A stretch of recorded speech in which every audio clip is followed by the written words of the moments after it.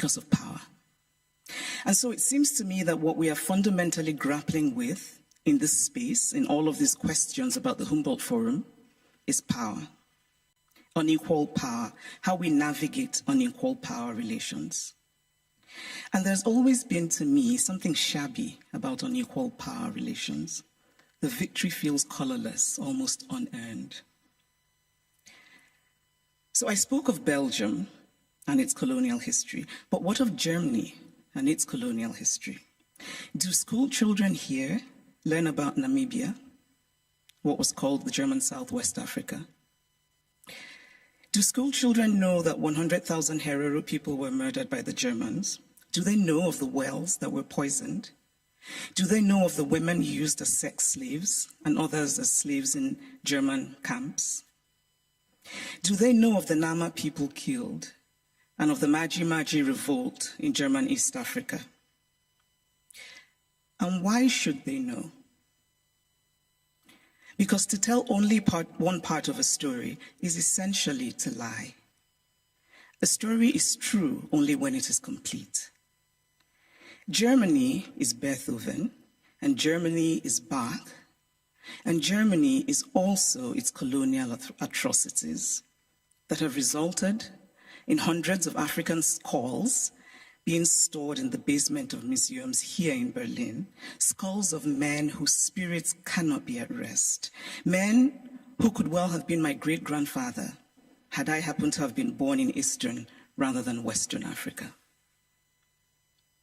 It is only fair to fully own all of the stories of Germany. We cannot change the past, but we can change our blindness to the past. And why, by the way, is the term ethnological used for art from certain parts of the world and not art for other parts of the world? And then in discussing some of this art that we term ethnological, and I would argue that the language itself already suggests a hierarchy of value, when we talk about this art that was stolen, we're told that they cannot be returned to Africa, for example, because Africans will not take good care of them. It is not merely condescending to say, I cannot return what I stole from you because you will not take good care of it. It is also lacking in basic logic. Since when has the basis of ownership been taking good care of what is owned? This position is paternalistic arrogance of the most stunning sort. It does not matter whether Africans or Asians or Latin Americans can take care of the art stolen from them. What matters is that it is theirs. The brilliant Nigerian artist Victor Hikameno put it much better than I could, and in very Nigerian terms. He says, if I come and steal your wrapper, and I say I won't give you back your wrapper because you will not tie it properly around your waist, or you will not wash it well, and so the colors will fade, or this or that, all are irrelevant. The wrapper is mine, and I can do with it what I will. Give me back my wrapper because it is mine. The metaphorical wrapper, for those of you who are befuddled by wrapper, it's a piece of cloth, should be returned for the reason that Hikameno illustrates, which is respecting the property of others, but also because Europe has defined itself as a place of certain values: progress, liberty, fraternity, tolerance, individual rights, and most of all, the rule of law. A nation that believes in the rule of law cannot possibly be debating whether to return stolen goods. It just returns them. And so if the dignity of those from whom the art was stolen does not matter, then surely this idea should matter, that Europe should be what it claims to be. Live up to the ideals with which you define yourself.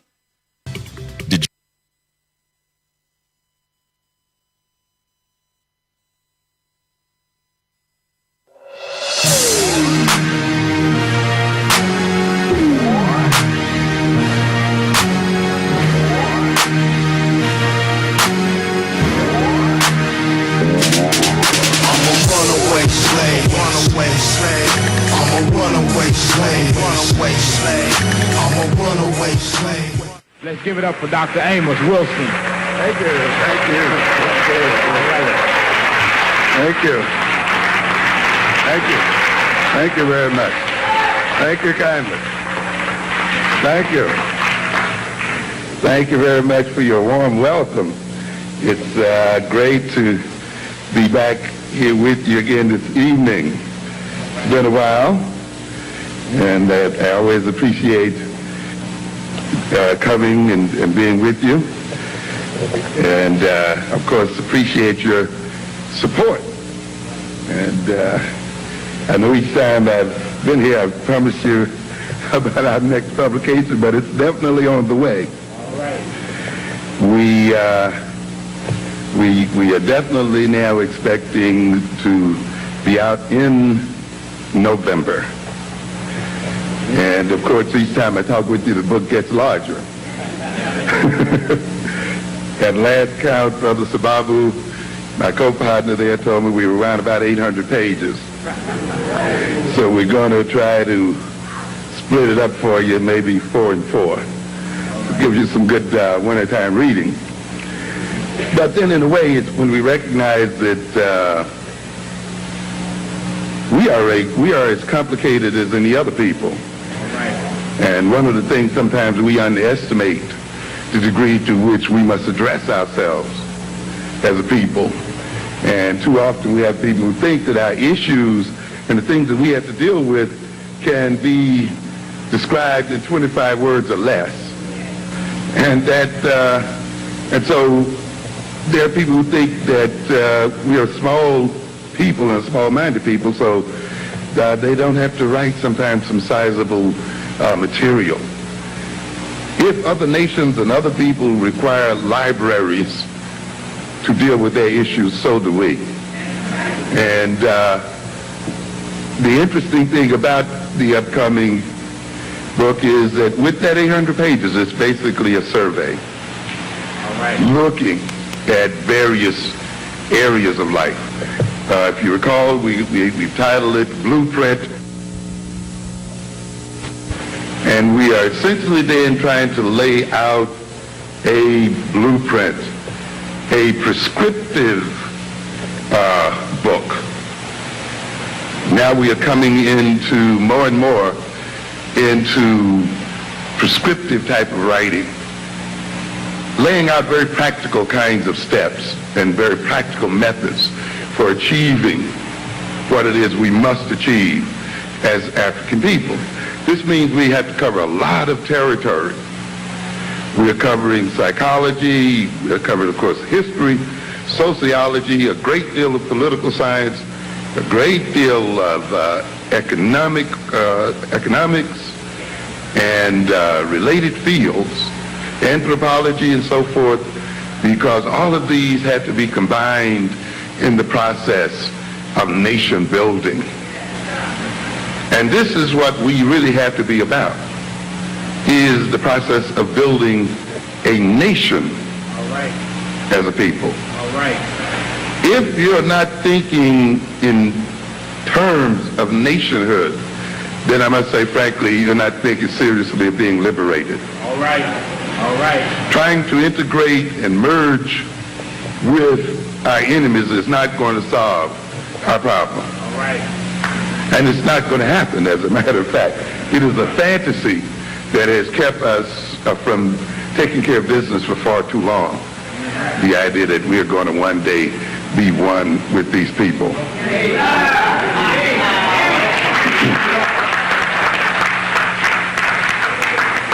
That we're going to merge into invisibility with these white folk. And even if that were possible, we should question our motives for wanting to do so. Why would you want to merge with the world's greatest criminals and thieves? With the people who have the worst values the world has ever known. It amazes me sometimes how we can hear some of our parents telling our children we want to be just like them. Yeah, it's a joke. It's an insult to hear Dan Quayle or to hear President Clinton come and lecture black folk on values. All right. All right.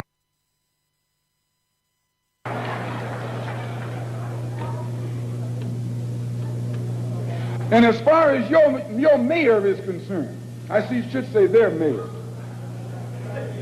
a man named Yorty, who has been slandering the Muslims, a professional liar,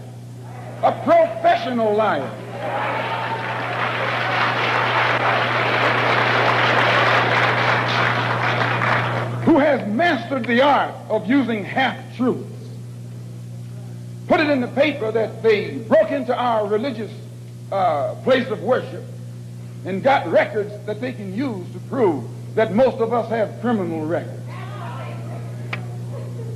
You can't be a Negro in America and not have a criminal record.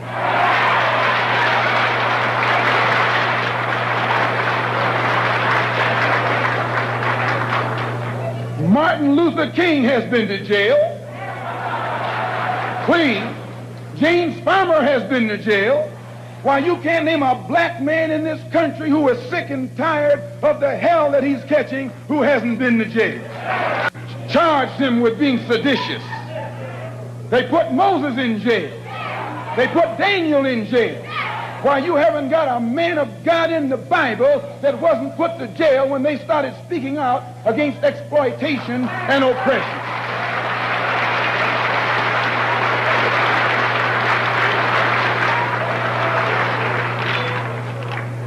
They charged Jesus with sedition.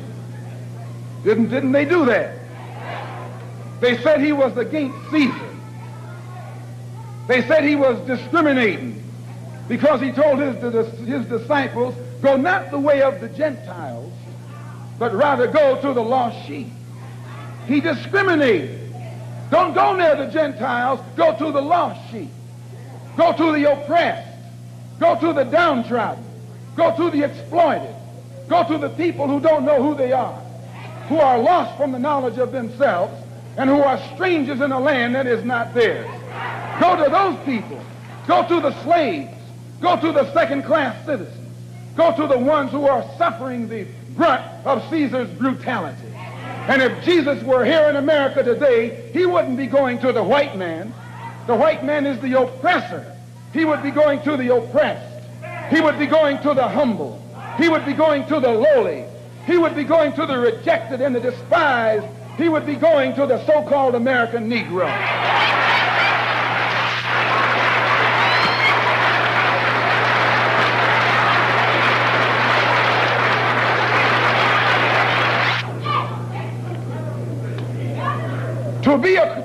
To have once been a criminal is no disgrace. To remain a criminal is the disgrace. I formerly was a criminal. I formerly was in prison. I'm not ashamed of that. You never can use that over my head. And that he's using the wrong stick. I don't feel that stick.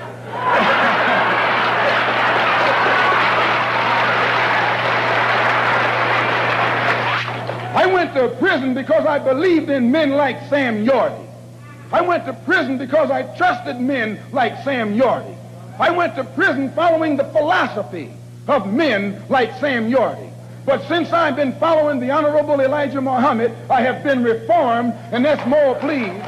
That's more than Sam Yorty and Chief Parker and all these other white politicians have been able to do with the inmates in the prisons of this state. They should give Mr. Muhammad credit.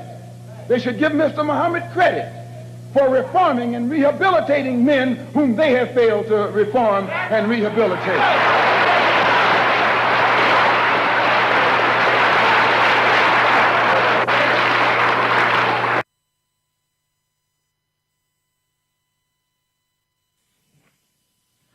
In this crooked game of power politics here in America, the Negro, namely the race problem, integration, civil rights issue, are all nothing but tools used by the whites who call themselves liberals against another group of whites who call themselves conservatives.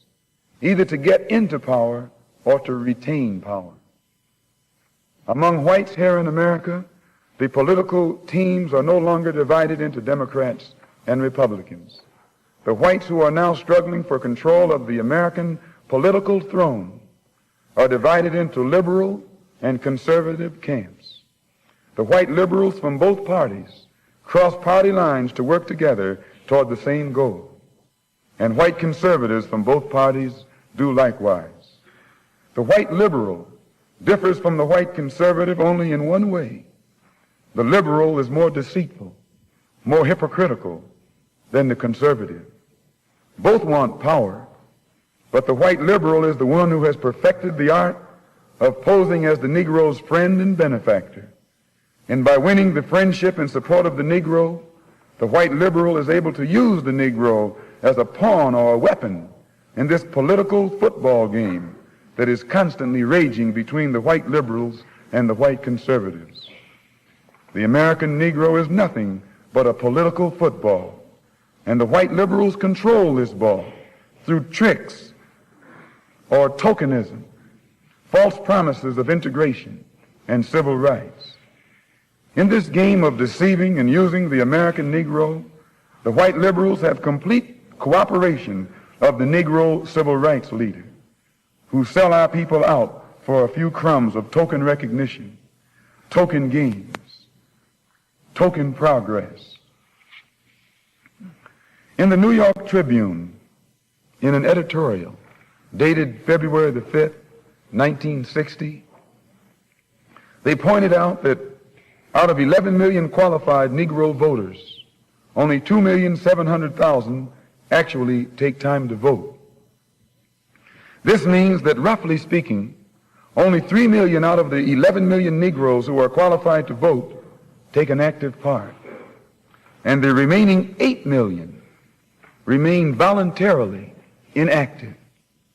And yet it is this small minority, the 3 million Negro voters, who help determine who will be the next president. If who will be the next president can be influenced by 3 million Negro voters, it is easy to see why the presidential candidates of both political parties put on such a false show with the Civil Rights Bill and promises of integration. They must impress the 3 million voting Negroes who are the actual integration seekers. And if so much fuss is made over these 3 million integration seekers, what would the presidential candidates have to do to appease the 8 million non-voting Negroes if they ever decided to become politically active? They hold the balance of power.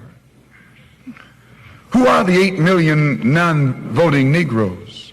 What do they want? And why don't they vote? The 3 million Negro voters are the so-called middle-class Negroes, or high-class Negroes, or uppity Negroes, who are referred to by the late Howard University sociology professor E. Franklin Frazier as the black bourgeoisie, who have been educated to think as patriotic individualists with no racial pride whatsoever, who believe in and look forward to the future integrated, intermarried society that is constantly being promised to them by the Negro politician. And therefore, this integration-minded 3 million minority remain an active part of the white-controlled political parties. But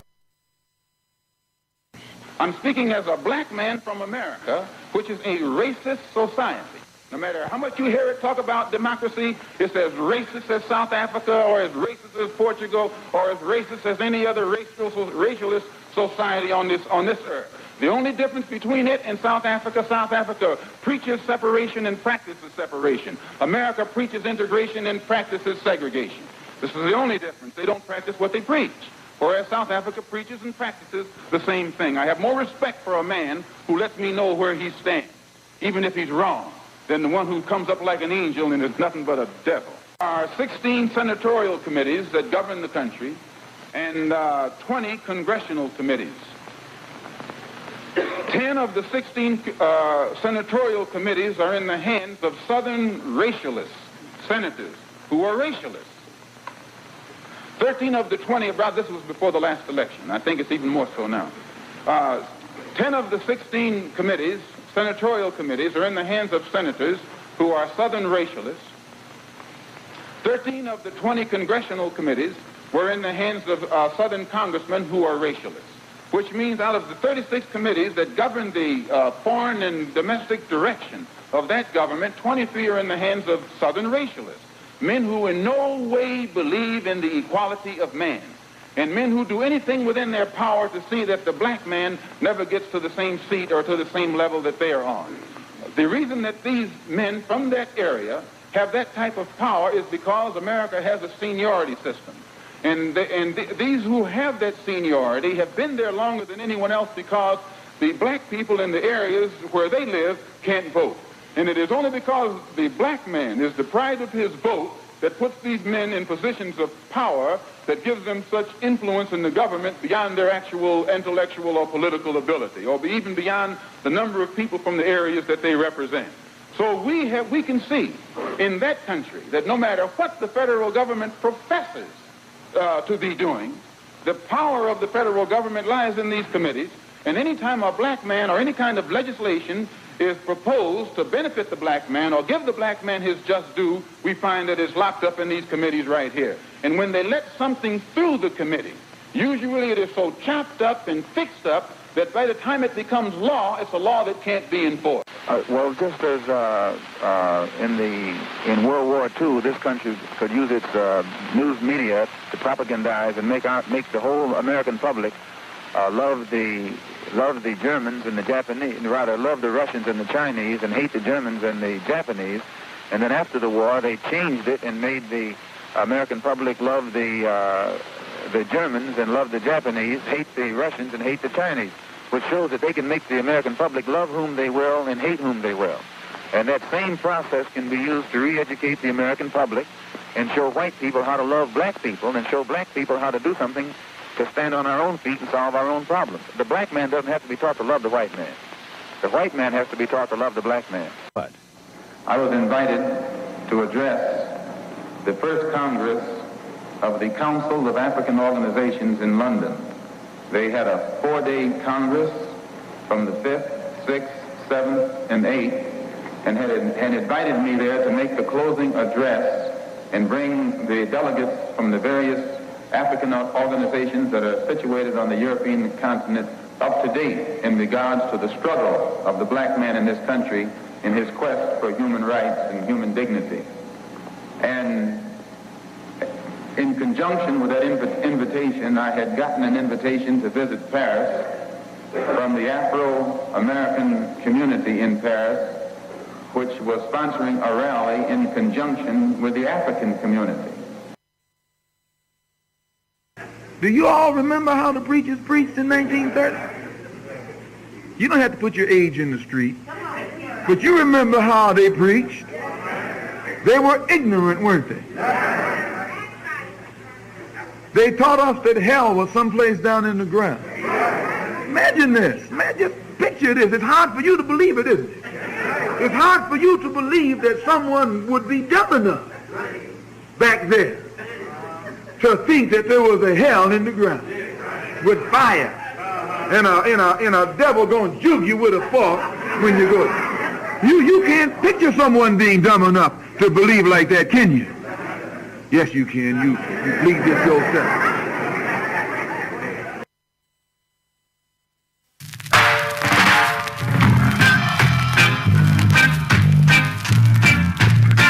Chapter 2, A White Man's Heaven is a Black Man's Hell. No slave master wants the slave to be his equal. No housewife wants the maid to sleep in her bed. So this is history. When John Atkins showed up in our country, telling us of a land filled with luxury, he said, "Black man, follow me to Jamaica, where you'd find more gold for your labor. All poor parents work, the corn to his bone. Ever since bedtime, he's been wrestling with the gold." We landed here in Kingston, Jamaica, 400 years to suffer. So my friends, it's easy to tell that the white man's heaven is the black man's hell. When the slave master wanted to have some sport, he would heap up on our parents cruelty of the worst sort, like burn them on stake, hang them on tree. Though you're a pregnant black woman, you pull the plow, like a horse, like a dog, or even a cow. He filled your womb with his wicked seed, his half-white children you were made to breed. So my friends, it's easy to tell that the white man's heaven is the black man's hell. When the white man came to Jamaica, he told the Arawak, I'm your white brother. He said, red man, I treat you the best, yet and still he pushed them Arawaks further west. With his white woman and firewater, tricks and lies, he's told Jamaica, so-called niggers, open up your eyes. Black man everywhere is on the rise. He has kicked the white man out of Asia, and he's going fast out of Africa. With every ounce of strength and breath, his cries, give us liberty or give us death. The whole black world is rising up anew to see what the so-called Negro is going to do. So my friends, it's easy to tell that the white man's heaven is a black man's hell. God made a promise to Abraham that his seed would be a stranger in a foreign land. They would suffer and be afflicted 400 years. Then he would come and wipe their tears. Our God and Savior Allah has come, and he's prophesied the white man's days done.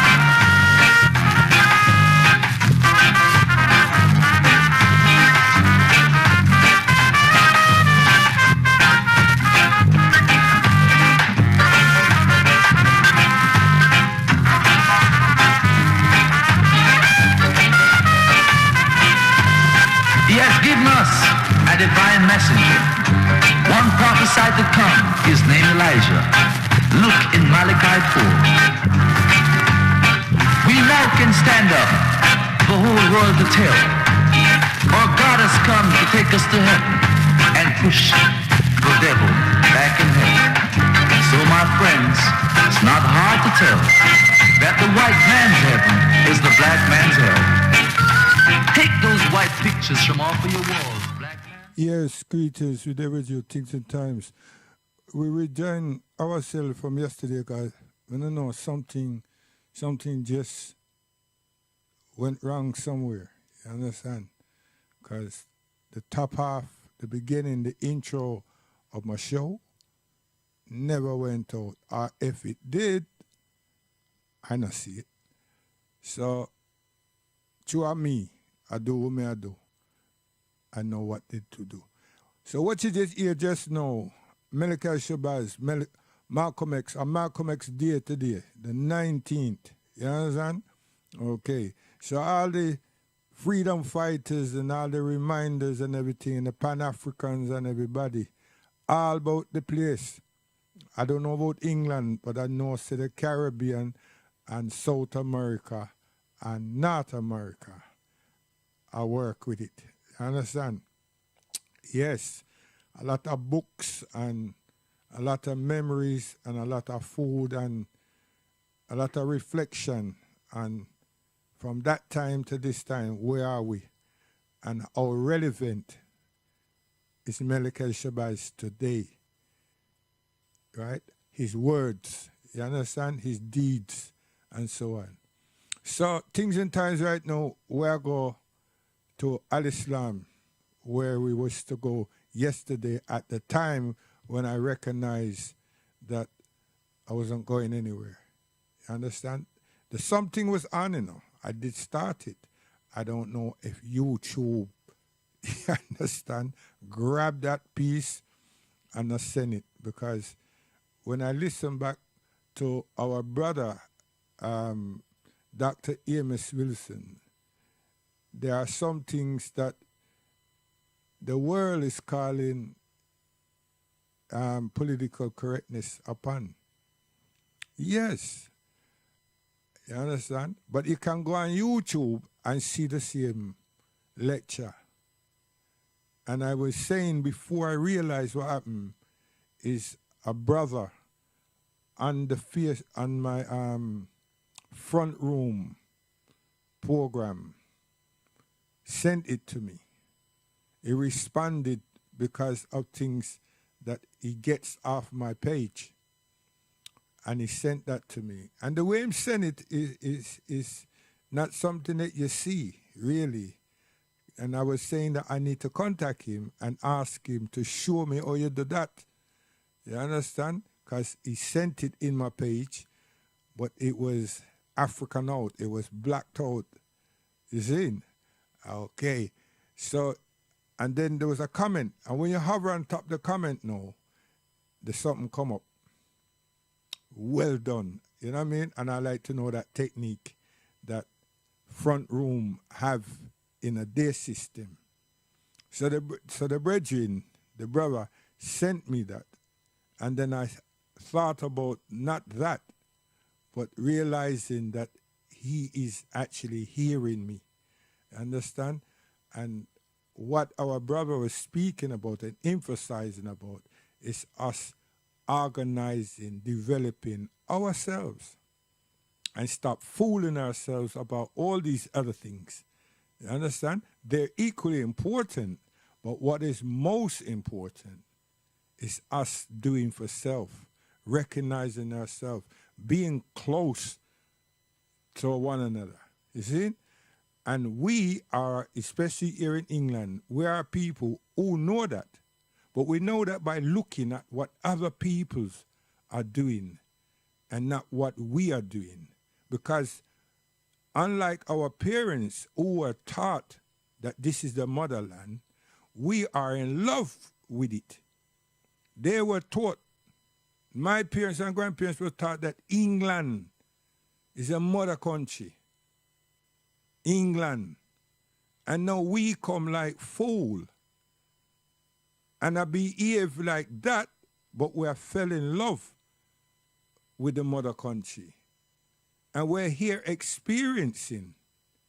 But when I respond, because we have this idea, it appears that somehow we're going to get a stake within England. No, the only stake we're going to get is the families that can afford a head cornerstone.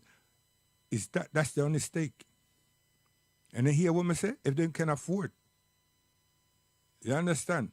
And if you go to some cemeteries, all the back half hedges is where is made available to us.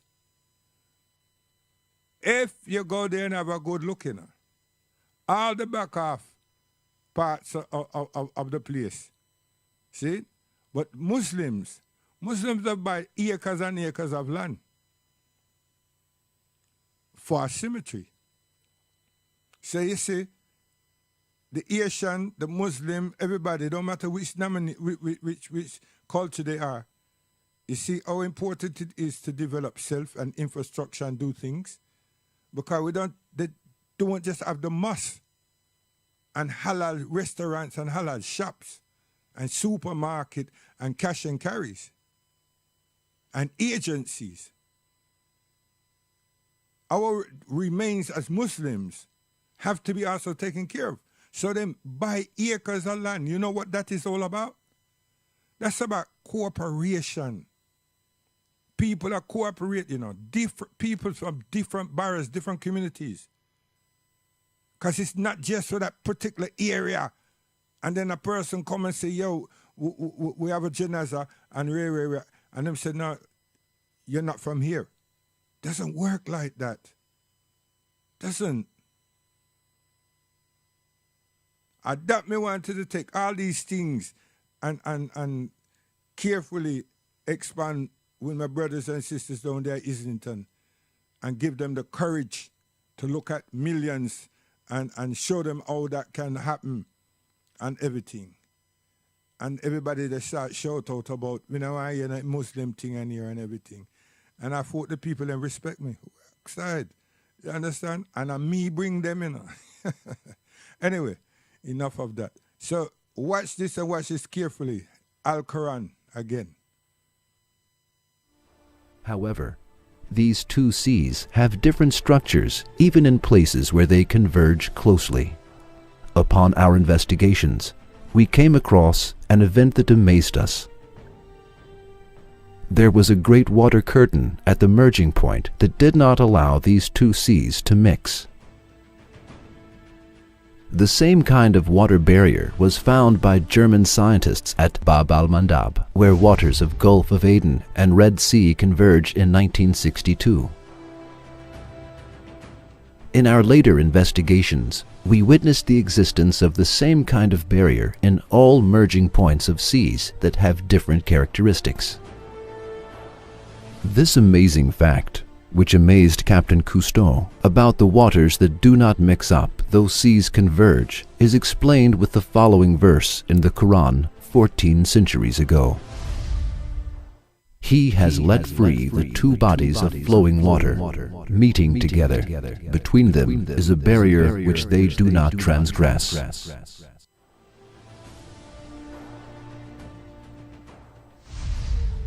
Another kind of water barrier on Earth is seen at bays and deltas, where the freshwater rivers flow into the seas.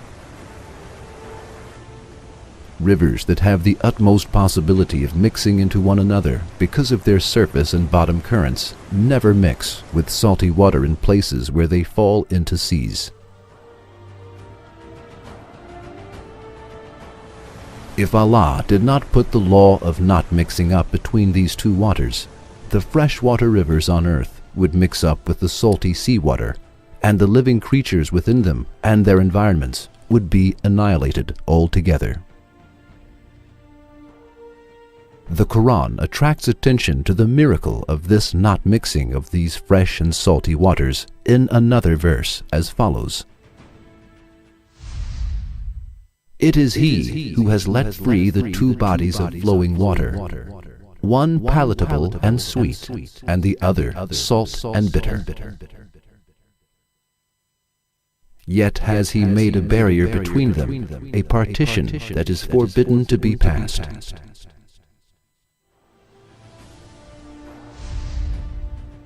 Yes, the fact that the seas do not mix with each other and the freshwater rivers do not mix with salty waters shows the infinite power of Allah. Its being expressed 1400 years ago in the Quran proves that the Quran is the word of Allah. For it is impossible to base this information on a man's personal discovery who lived at that age. It is also impossible to base it on all people's discovery who lived at that age. It is impossible for a man to discover and write a truth that science has discovered only in this age, on his own 14 centuries ago. Therefore, the Quran cannot be the word of man. It is the pre-eternal word of Allah, who is the creator of lands and skies.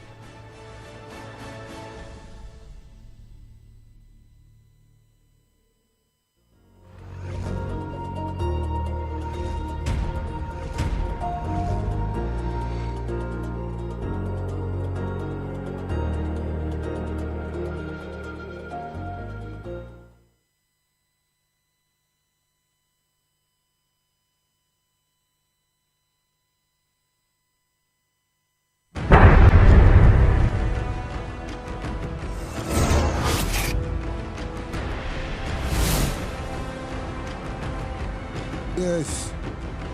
So you see, we did that again. You understand? And I saw it going on. Life. He has let free the two bodies of flowing water.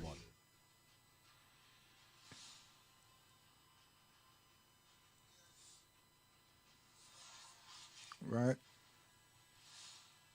It is Allah subhanahu wa ta'ala, God Almighty, that do these things. Excuse me. Yeah.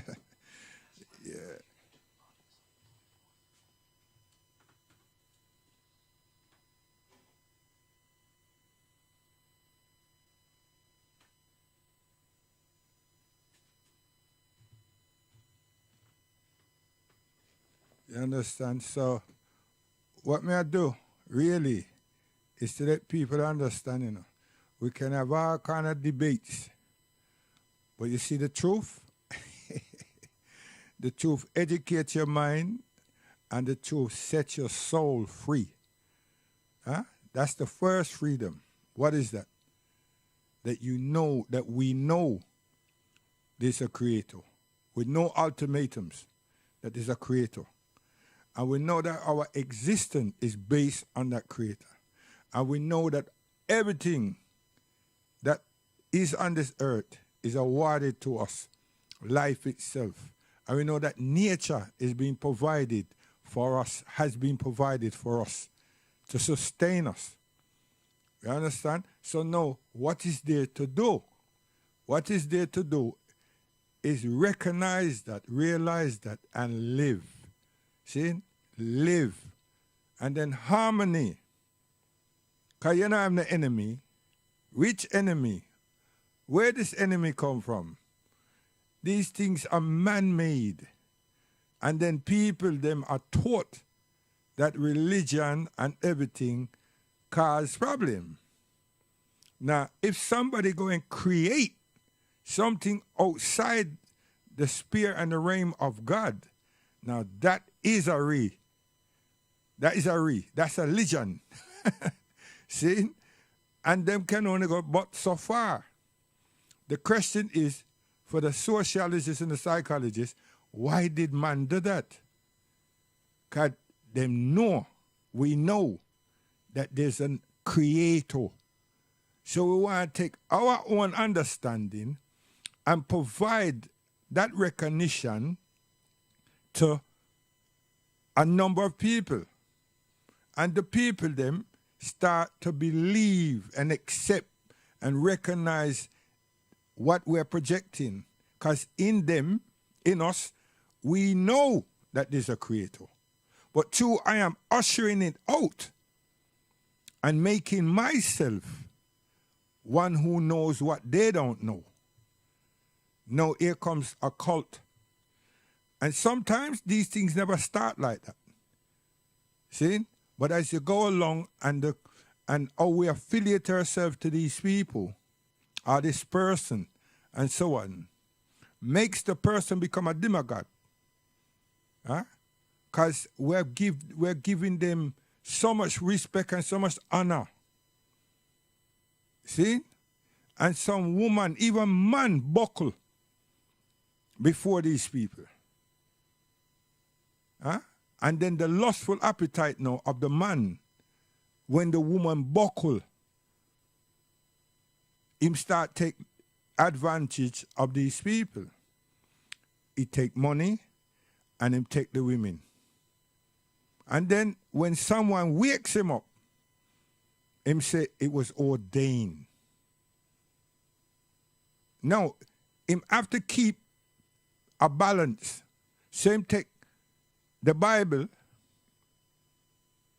for the balance. Because the other set of people want to know, why ain't you using God's book? So him do that. And then him start interpreting the Bible along with his own philosophy and start mixing this concoction. Now the balance becomes balance because the people them that want to know about the scripture and grew up in the scripture are contented. The other people now are fascinated because of the contentment of the people them that have doctrine understanding. Now where does this go? This go where him never know. Because we're showing so much gratitude and honor to this person. The Prophet Muhammad, peace and blessings be upon him, never did that. Never did that. There's no way that him tell us to worship him. He's significant, but yet still insignificant. Because he was given the Quran to give to this earth. So let's go to to the next segment.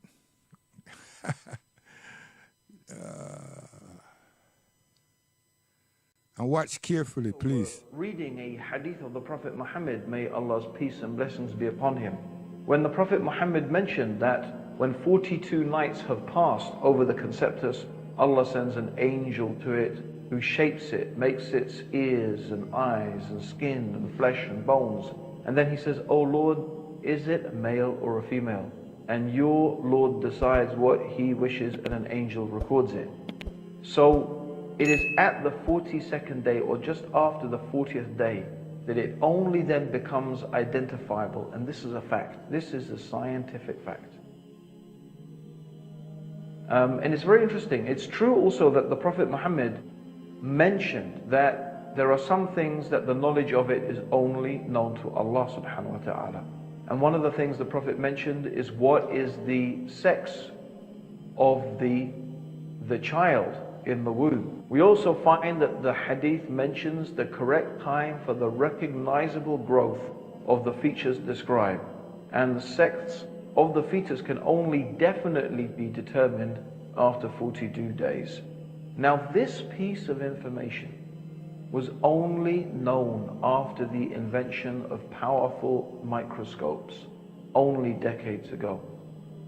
But what I thought I would do is mention a quote from Keith Moore, who is the professor and chairman of the Department of Anatomy from the University of Toronto in Canada. And Keith Moore is one of the acknowledged experts in the field of the developing human being in its embryonic form. And he was shown some of the statements in the Quran and the Hadith, or sayings of the Prophet Muhammad, concerning the development of the human embryo. And having studied them, he came to a conclusion. And this is what he said.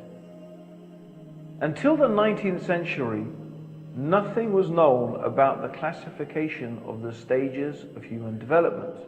A system of staging human embryos was developed around the end of the 19th century, based upon alphabetical symbols.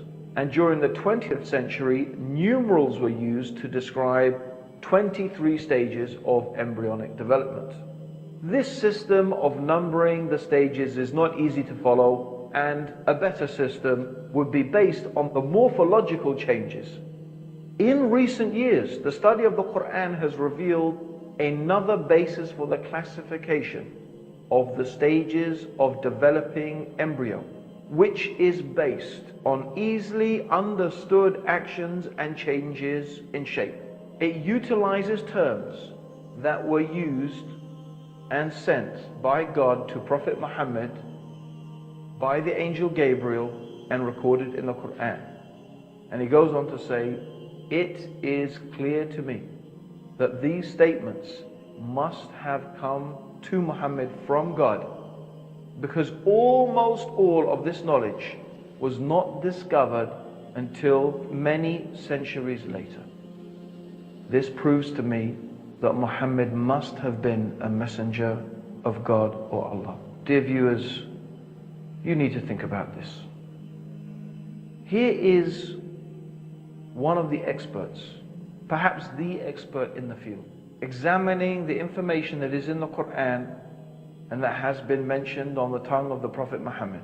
And he is saying that not only is it impossible for this information to have been known by anyone 1,400 years ago, he also suggests that modern embryology should follow the system of development that has been mentioned in the Quranic verses. This is what Keith Moore is saying, who, by the way, has become a Muslim. How did the Prophet Muhammad develop this information? From where did a man living in the desert 1,400 years ago know? This is the question that you have to ask. The next thing we want to look at is the water cycle, where the sun heats the sea and causes evaporation And from that evaporation we have clouds forming, and how the winds move those clouds, and from that rain falls. Now, the Quran accurately describes the water cycle and the origin of underground springs. In fact, it was not until the 18th century that the water cycle was really accurately described. Yet the Quran says 1,400 years ago, in the 39th surah, in the 21st ayah, have you not seen that Allah sent water down from the sky and led it through sources into the ground? This is a simple but in fact highly accurate description of the water cycle. Another amazing fact that is mentioned in the Quran, we find in the 24th surah of the Quran in the 40th verse. And it's talking about the state of those people who disbelieve and reject faith in God. The Quran describes the state of the disbeliever, the person who has rejected faith, like a darkness. A darkness that is so dark, it is like the deep depths of darkness in a vast, deep ocean, overwhelmed with wave upon wave. If a man stretches out his hand, he can hardly see it. For any to whom Allah gives no light, there is no light. Now, on the surface, here Allah is giving a simple description. On the surface, we have a very poetic, we have a very strong and vigorous and amazing description of this darkness and the state of being lost. Yet when we examine it in more detail, there is something else going on here as well. There is a clue to some scientific truths. First of all, the Quran describes a vast, deep ocean, and it describes waves upon waves. Now, of course, most of us are familiar with the waves that are on top of the ocean. But what does it mean, waves upon waves? Are there other waves in the ocean? Well, we're going to find out. Also, the Quran talks about a person being deprived of light, that they can hardly see. Now, a ray of light is composed of 7 colors: violet, indigo, blue, green, yellow, orange, and red. And light, when it hits water, goes through what is called refraction.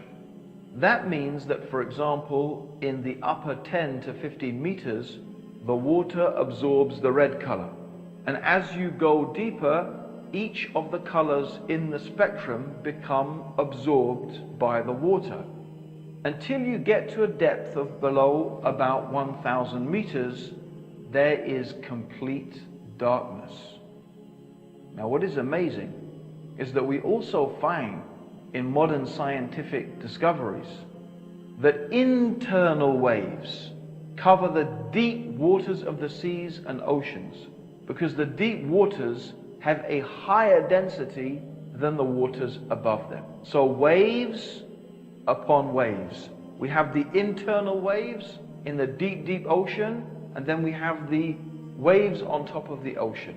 And then the clouds and so on and so forth, they add to the darkness and the disparity and the breaking up and the refracting of light. Now, what is interesting is the deep darkness. Remember, the Quran says they stretch out their hand, they can hardly see it. This deep darkness begins below the internal waves in the ocean. In fact, there are certain fish down at those depths which need their own lights in order to be able to see. And amazingly, Allah has created these creatures that can actually generate their own lights. Now, this is really amazing because, of course, until very recently, no one has been able to penetrate and to reach those deep parts of the ocean. It is only with extremely sophisticated modern machinery and submarines and diving suits that someone has been able to go down to that depth. Yet we have the Quran 1,400 years ago describing the internal waves of the oceans and the darkness that is there at the depths of the oceans. How on earth could a man living in the desert 1,400 years ago have known about such detailed information about a science like oceanography? Well, Professor Rao, who is an expert in marine biology at the King Abdul Aziz University in Jeddah, says 1,400 years ago, a normal human being could not explain this phenomenon in so much detail.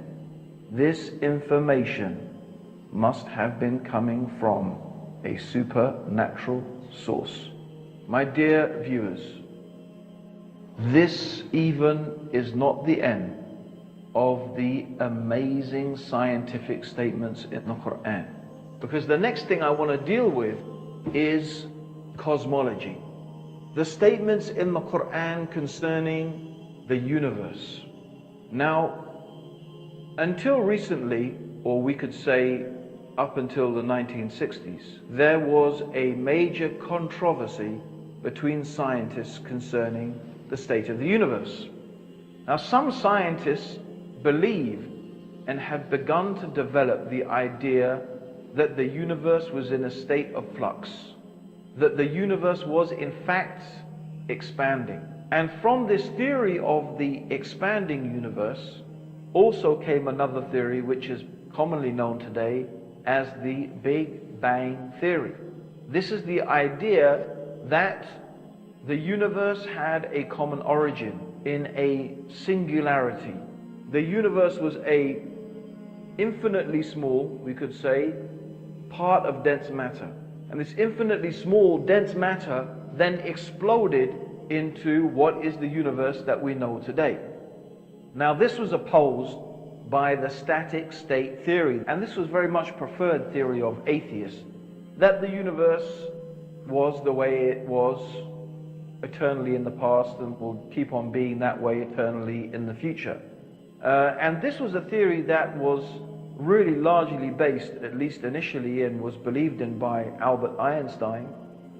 And many people therefore followed on from that with this idea of the static state theory. And so this idea of the Big Bang Theory, which was, really held by Fred Hoyle, he was the person who supported this theory, and Lemaitre, who was opposing it with the idea of the Big Bang Theory.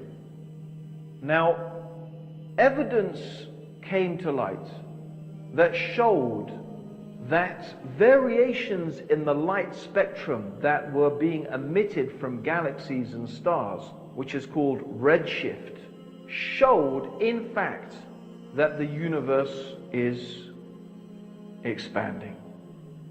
And it's amazing that this scientific fact that has now been confirmed, and it is agreed upon by almost unanimously all scientists in the field, that we live in an expanding universe, and the evidence very, very clearly and strongly suggests that. What does the Quran say? Before there were telescopes and all the means to discover this information, the Quran says in the 51st surah, in the 47th ayah, the heaven, we have built it with power and we are expanding it. Let's just repeat that again. The heaven, we have built it with power and we are expanding it. The next most important observational evidence was the discovery of cosmic microwave background radiation in 1964 by a powerful telescope. And this had been predicted in the Big Bang Theory as a relic of the hot ionized plasma of the early universe when it first cooled sufficiently to form neutral hydrogen and allowed space to become transparent to light. And its discovery led to the general acceptance among physicists that the Big Bang is the best model for the origin and evolution of the universe. What does the Quran say? In the 21st surah, in the 30th ayah, Have not those who disbelieved known that the heavens and the earth were joined together as one united piece? Then we parted them, and we have made from water every living thing. Will they not then believe? The common origin of the universe, or the singularity that scientists believe today the universe originated from, and which led to the Big Bang. It is considered that the conditions of this singularity were so precise, it is almost inconceivable that it could be in that way, except that it has been made by an all-wise and powerful creator. The Quran also mentions that Allah turned to the heavens when it was dukhan. And the word dukhan in Arabic means smoke. This also accurately describes the hot gaseous mass of the universe before the galaxies and the stars began to be formed. So here we have the Quran 1,400 years ago talking about the expanding universe, talking about the common origin of the universe, that the heavens and the earth were one, talking about the gaseous state, the smoke-like state of the early universe. This is in a book 1,400 years old, mentioning facts that scientists have only begun to discover today. And we have created from every living thing water.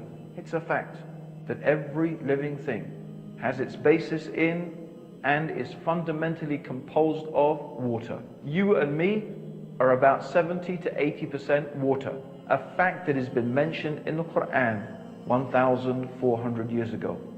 Will you not believe? What will it take to make you realize and to understand that the Quran is the truth, that Muhammad is the messenger of God? This is more evidence, the proof that Islam is the truth. Let's look at some more verses of the Quran concerning cosmology. One of the verses we want to mention is that Allah is the one who created the night and the day, the sun and moon. Each one is traveling in an orbit with its own motion. Now it's interesting that the Arabic word referring to movement with self-propelled motion is the verb sabaha. And yasbahuna is what the actual text mentions. Now this implies a motion that comes from the body in question itself. So if it takes place in water, it means to swim. If it means on land, it means to walk. So the implication is the movement is coming from the body itself.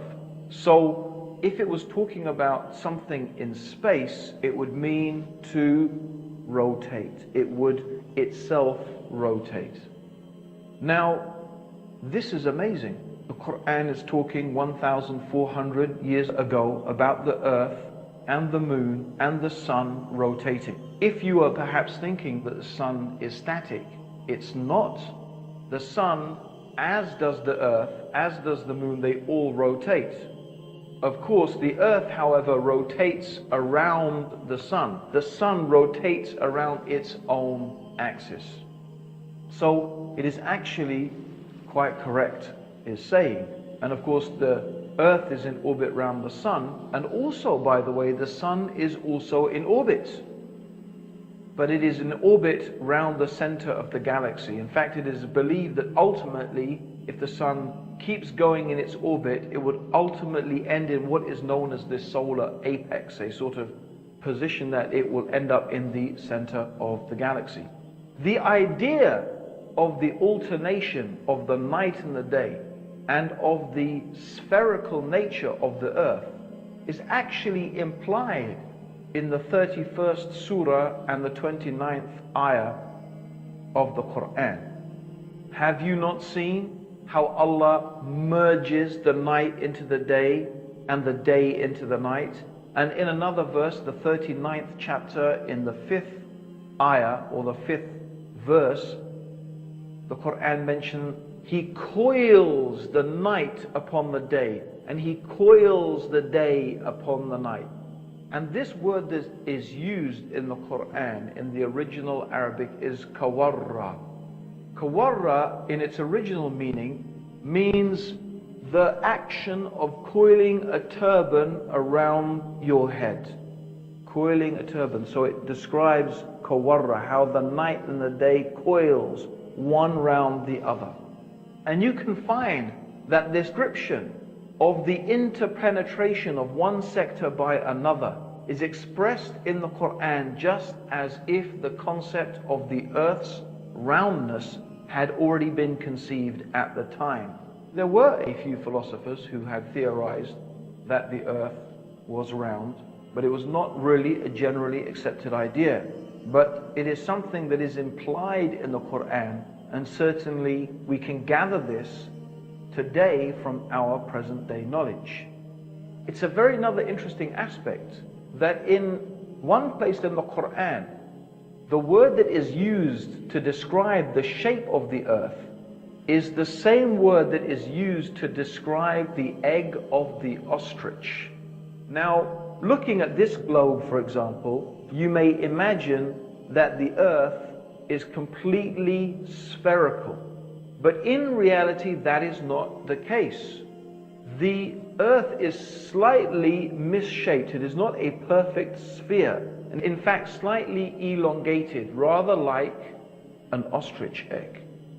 So it is incredible also that the Quran is describing that shape of the earth. At least this is a possible interpretation of those verses. Certainly we can say that none of these things actually contradict present modern scientific knowledge. In the 10th surah, in the 5th ayah, it is He, meaning God, Allah, who made the sun a shining lamp and the moon as a light and measured out their stages. Now the Quran describes the sun as siraj. Now the word siraj means torch, means it's something that generates its own heat and light. Whereas the moon is described as a nur. Now a nur means a light that is originating from another source. And of course this is the correct understanding. The moon reflects the light of the sun. It's common knowledge today, but not necessarily so in the time of the Prophet Muhammad. Let's see what one of the respected cosmologists and scientists in the field of astronomy had to say when he was shown some of the statements in the Quran concerning his field of expertise. Professor Yoshidi Kusan, who's the director of the Tokyo Observatory in Tokyo in Japan, and this is what he said: I say, I am very much impressed by finding true astronomical facts in the Quran. And for us modern astronomers who have been studying a very small piece of the universe, we have concentrated our efforts for understanding that very small part. Because by using telescopes, we can only see a very few parts of the sky without thinking about the whole universe. So by reading the Quran and by answering to questions, I think I can find my future way for investigating the universe. What he's saying is that the one who is writing the Quran, the one who is revealing the Quran, the one who is speaking the words of the Quran, is talking as if he is looking at the whole universe together, as opposed to the scientist who concentrates on observing this bit or that bit of the universe, which is what most astronomers do. Who is it that sees the whole universe altogether? Who is it who sees all things in all places in all times, except Allah, the Mighty, the Wise? So these are some of the amazing scientific facts, and we're going to move on also to another area that particularly interested me, because when I was at school, one of the subjects that I studied was geography, and a sub-subject of that was, of course, geology. And I do remember when I first read the Quran 20 years ago, and it was reading the Quran that motivated me to embrace Islam. One of the things that stuck in my head, and I remember it until today, was coming across the descriptions in the Quran of mountains. For example, in the 78th surah, in verses 6 to 7, Allah says, "Have we not made the earth an expanse and the mountains stakes?" The word that is used here is otad. Otad, meaning stake, is like the peg of the tent. So the peg of the tent goes into the ground. It holds the rope that holds the tent. So you have a small part of the peg sticking up from the ground, but the majority of the peg is inside the ground. The Quran also says in the 31st surah, in the 10th verse, "And Allah has cast into the mountains, standing firm, so that it does not shake with you." Now today, with modern sonar technology, they have been able to bounce sound waves down through the Earth's crust. And according to the different rates at which the sound waves are reflected back and are measured, they can tell the different density of the Earth's crust as opposed to what is hard and what is soft, what is from the crust and what is from the magma. And what they have discovered with this technology is exactly what the Quran was saying 1,400 years ago, that the mountains have roots. The mountains, like the peg of the tent, not only do they go above the earth's surface, the mountains go deeply into the earth core. And they act, it has been theorized, as stabilizers. They help to stabilize the earth's surface. And there's two ways in which they do that. Number one, because the earth is composed of tectonic plates. The crust of the earth is actually made of different plates. And it is the movement of these plates that causes earthquakes. When these plates move against each other, the friction of that movement causes earthquakes. And that's also what they think how continental drift has happened. Originally they believe all the continents were one continent, and then because of plate tectonics it moved. But the Quran is saying is the mountains act as stabilizers. They help to stabilize the earth's crust. And this is something that has actually been theorized by modern geologists. There's another way in which the mountains may act as a stabilizing factor, and that is to do with the rotation. Maybe if you try and spin something, you will find that if it is not really spherical, it will start to rotate, and then it will start to wobble out of shape. And it is possible that the mountains actually act as a counterbalance to keep the Earth's rotation smooth.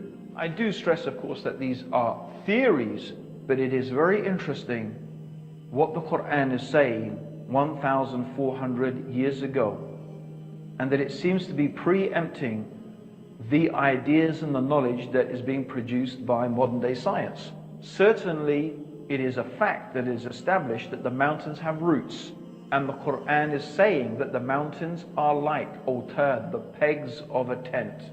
So this is a remarkable scientific fact. It's also, the Quran mentions some aspects of animal and plant life. For example, the 16th chapter of the Quran is called Surah An-Nahl, which means the surah of the bee. And one of the aspects of the Quran in this surah, it is talking about the bee. And it's very interesting that the word that is used in the Quran for the bee that flies around gathering honey or gathering the nectar for the honey, it is used in the female form. The gender that it is used is feminine.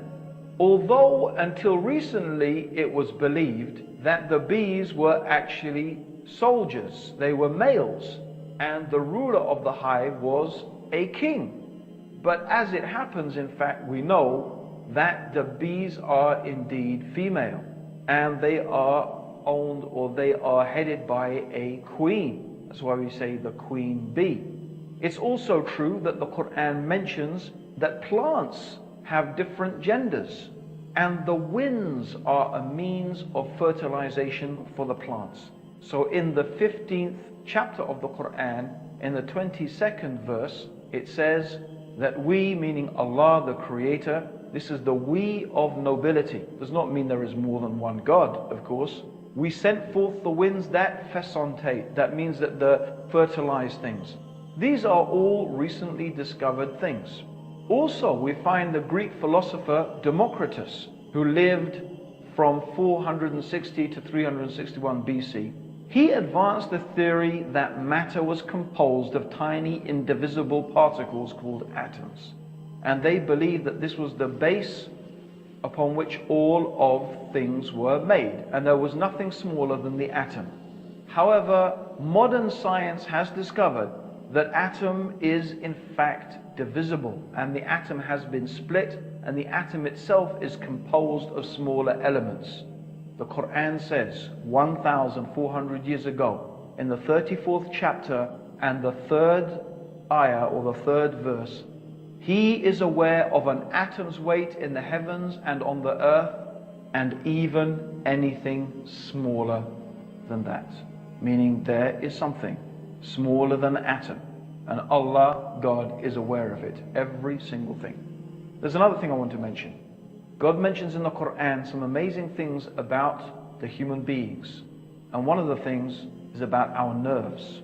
Here is a very frightening and terrifying passage of the Quran. It's mentioned in the 75th chapter in ayahs 3 to 4. Does mankind think that we cannot assemble his bones? Nay, we are able to put together in perfect order the very tips of his fingers. God is telling us He can recreate us on this day, this terrifying day, this frightening day, the day of judgment. He is able to recreate you, even if you are dust, even you are bones, to the very tip of your finger. Why the very tip of your finger? Of course, you've all heard of fingerprinting, haven't you? Every single human being's fingerprint is unique. Why did God mention the fingerprint? Why did God mention the tip of the finger? This is the uniqueness of the human being. God is telling us, look, I can recreate you even to this fingertip. That is the power that I have. Even to your most unique attribute, I can create you to that. Be mindful, be careful. I will create you again on the day of judgment, and I will judge you and ask you about every single thing that you have done. This is not common knowledge. How did anyone 1,400 years ago know about fingerprinting? My dear listeners, our invitation is to invite you to His mercy, to His guidance and His forgiveness by accepting these truths, the proof that Islam is the truth. That see this, recognize that this is what we call Al-Islam. I will not try to indoctrinate anybody. You can read the Quran for yourself. You understand? Ourselves. We don't have to get somebody to come tell you, nah, I lie them, I tell this, that, and the other. The Quran don't come with mysteries of, what you call them something there? The Draculas and all of that. Nah. The mystery of the Quran is life itself. Things that we don't know about ourselves and our surroundings. See? And our minds, are very inquisitive. See? So, this is Al-Islam. So, I have to say, give thanks, because I learned something about this technology. And whether it was YouTube yesterday or not, I'm watching everything. Wow. To see, find out. So it could be that the mouse did something and it couldn't do it by itself. It would have had to be jogged by me. So we I say, give thanks. And if you understand or don't understand, explain yourself to somebody. You see? And make them know so that this your station is different. See? It's different. You understand? So when I play the music in between the thing, it means that I try to associate myself, you understand, with us. With us. we are taken to spiritual understanding. See? Yes, and religious devotion. And still reminisce your mindset to say, yo, you understand? So what we have to do now is listen to my lyrics. And then we have to say guidance. You understand? Yeah, man. Just like that. Things in time. We're there.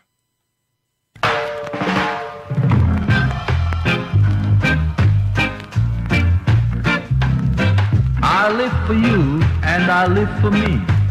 I live to bring a message so that black man will be free. See?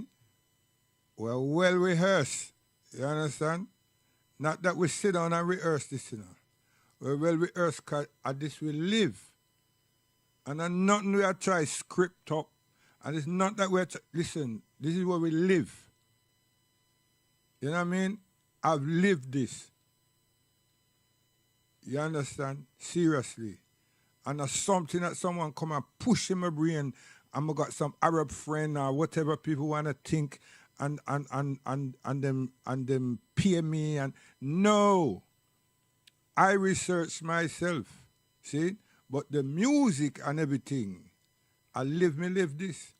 You understand? So when we put these combinations together like this, don't think say, yo, wagwan. I live it. I know me know it. For we something. Come.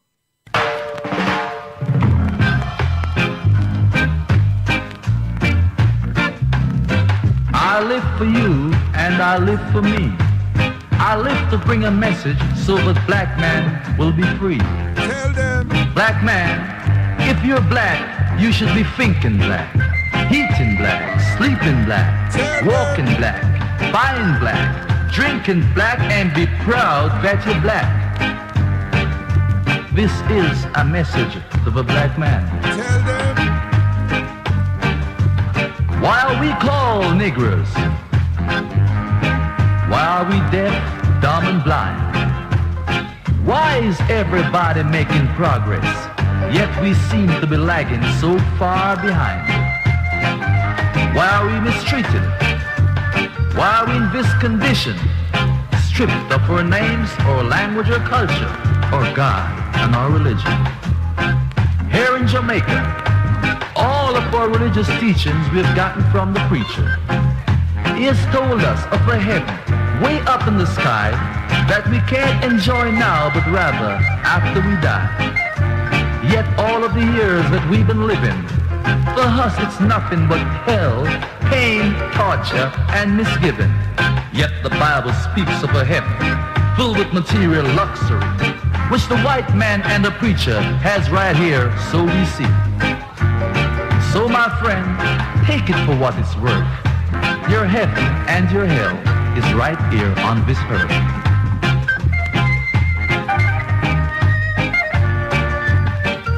So let's check back into history, which rewards all research and tells us plainly that when the white man first gained entry to the East, he was living in the caves of Europe, a ravenous beast, eating juniper roots and eating flesh raw, till God sent Moses to civilize him and teach him the law.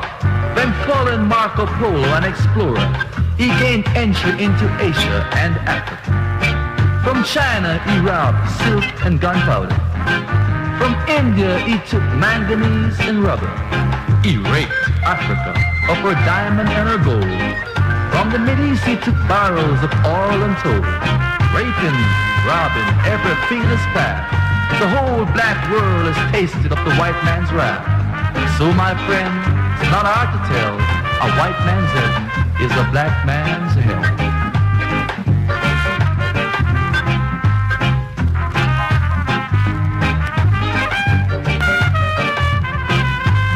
Before we came to Jamaica, we were living the east by the Nile River. We were living in luxury, enjoying freedom, justice, and equality. We wore silken robes and slippers of gold. We were the wealthiest and the wisest people untold. Now we are the poorest of the poor, and nobody wants us at their door.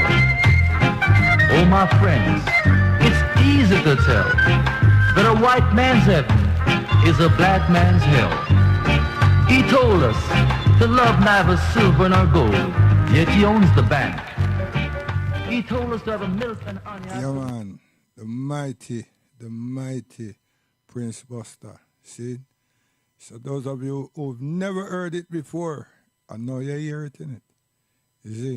And I know I say, enough of you hear a version.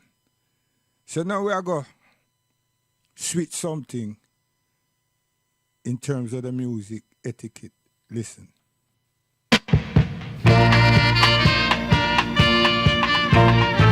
Joe is a conqueror. Joe is a conqueror. They can never conquer the righteous that he dread. They can never get next to the conscious Rasta man. We will always moving higher to the stars on the rainbow, to the moon. Don't care what they say, they can't stop us. Don't care what they do. Just a guiding Father. See, we're elaborating now. Come again.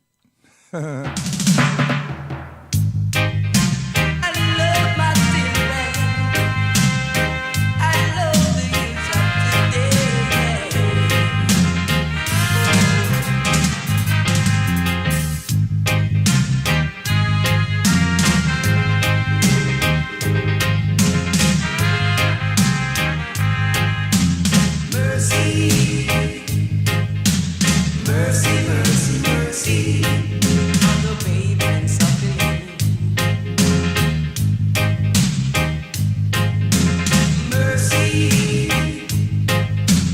Mercy on the babe and suckling. You can hear the mothers are crying. You can even walk the street and see their fathers are dying. And no one seems to care. Every man seems to be for himself in his time. Only Jaja seems to be for I and I. You're not true that, man. Come.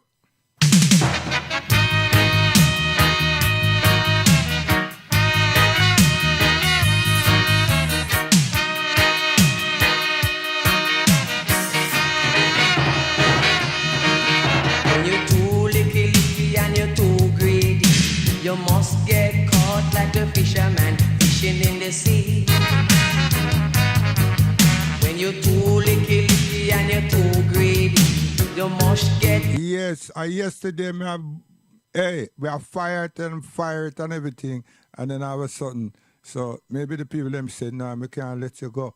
But yeah, what now? You see, if we had good governance in the Caribbean, see, we'll be an excellent people, because when you look across the other side, you see Cuba, and the basic principle of the Cuban people and its administration, government, is to be contented, to be independent, and to be contented, and to use or utilize what God have given, which is them know about that land, see, and them benefit from that land, and they don't have wide eyes, see, and they're not lost in.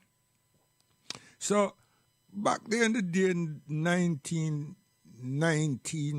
and 1920 or whatever the case may be, them have some car, and those cars are still working today now. But you see everybody out here now who have electric car and this and that and everything, and even before this car here, they are laughing. And the Cubans, them don't have pollution, from those cars. because they've invested their time in the car. And make the car, allow the car to continue to work and work with the fuel consumption of the car and this discharging of the car. And they've done remarkably well. And Cuba is a place where America sanctioned them supposed to be starved out and run away. But you always have some people who are not with the revolution or understand that this earth is given to us by God. It's not supposed to be dictated by anyone and so on and so on. You understand? That happens. Even in a house, your own home. Huh? Yeah. If the home don't shaped by your grandparents and you try to maintain that and everything, outside influences come in. Because children have to go to school, people them go out on society, and them hear things and all of that, and them come and they want to try out these things, and sometimes their curiosity thinks that the mother and father, the head corner of the other home, is doing something wrong because them a peep now because something them a listen to out there.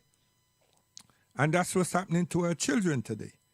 Our children spend so much hours in schools, colleges and university and everything. And if we are good parents, we'll be communicating. We won't negate our responsibility.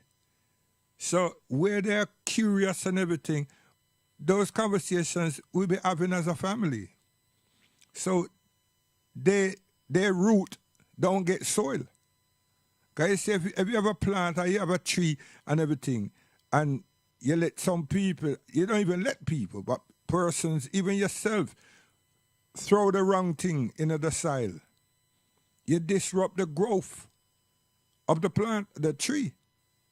Because the root is what is going to get the nutrients to the rest of the tree. And so we live too. But it comes from our mind. It comes from our eyes. And then it gets stronger through our conversation. And then it gets logs in our brain, which is now the hard drive. You see? And people who want to continue or want to change a people, the machine that we know is the propaganda machine. Them keep pushing this thing. We, the adults, I hear it, but our children is being nurtured from it. And now you will have some fallouts. But if we are together and we understand and we appreciate nature, yes, we appreciate nature, then we know how to handle ourselves. Because that's why nature is there to sustain us. But we have eyes. Not for concrete. No, nature. So, in these European places, if you don't live like the middle class people them, not lust after what them have in terms of the monies, their luxuries, but they keep in contact with the rural area. Them go a country. Them spend the most of their time in the countryside. Because they've been taught, educated, and reminded to be connected. But we don't hear them because we're not in that circle. We don't hear them. So people that think say what me I say is rubbish. I saw them live. Good-minded, willful people. Willing people. And where we come from, I saw it stay. And where we were taken in the Caribbean, I saw we develop. So everything that goes on that is tyrannical is imported rubbish. Imported guns, imported drugs, and influencing mad behavior. And the government them can see and them know and they don't do nothing about it. Cause some of them ministers are excited by these things. The fact that them can go and get a whole heap of woman outside of the islands and fly up here and fly down there and this and that and everything. So their badness and their inquisitive behaviors, mad behavior, has a never impact on the society as a whole. Because people are say, if them can do it, we can do it too. And maybe that minister say, yo, you know what, we have to create a number of people that's in my corner so I can keep this position. And that's what generally happens. Why am I saying all of this? Because God never create all these obstacles. And when we lose connection with nature, and we lose faith in God, and it's a faith in God. Because if you lose connection with nature, you don't give nature, you don't have the understanding, so then you're giving man a lot of leadway. And we're Yale man. And we're set a president for other man for come and use we again. Because we give so much president to man.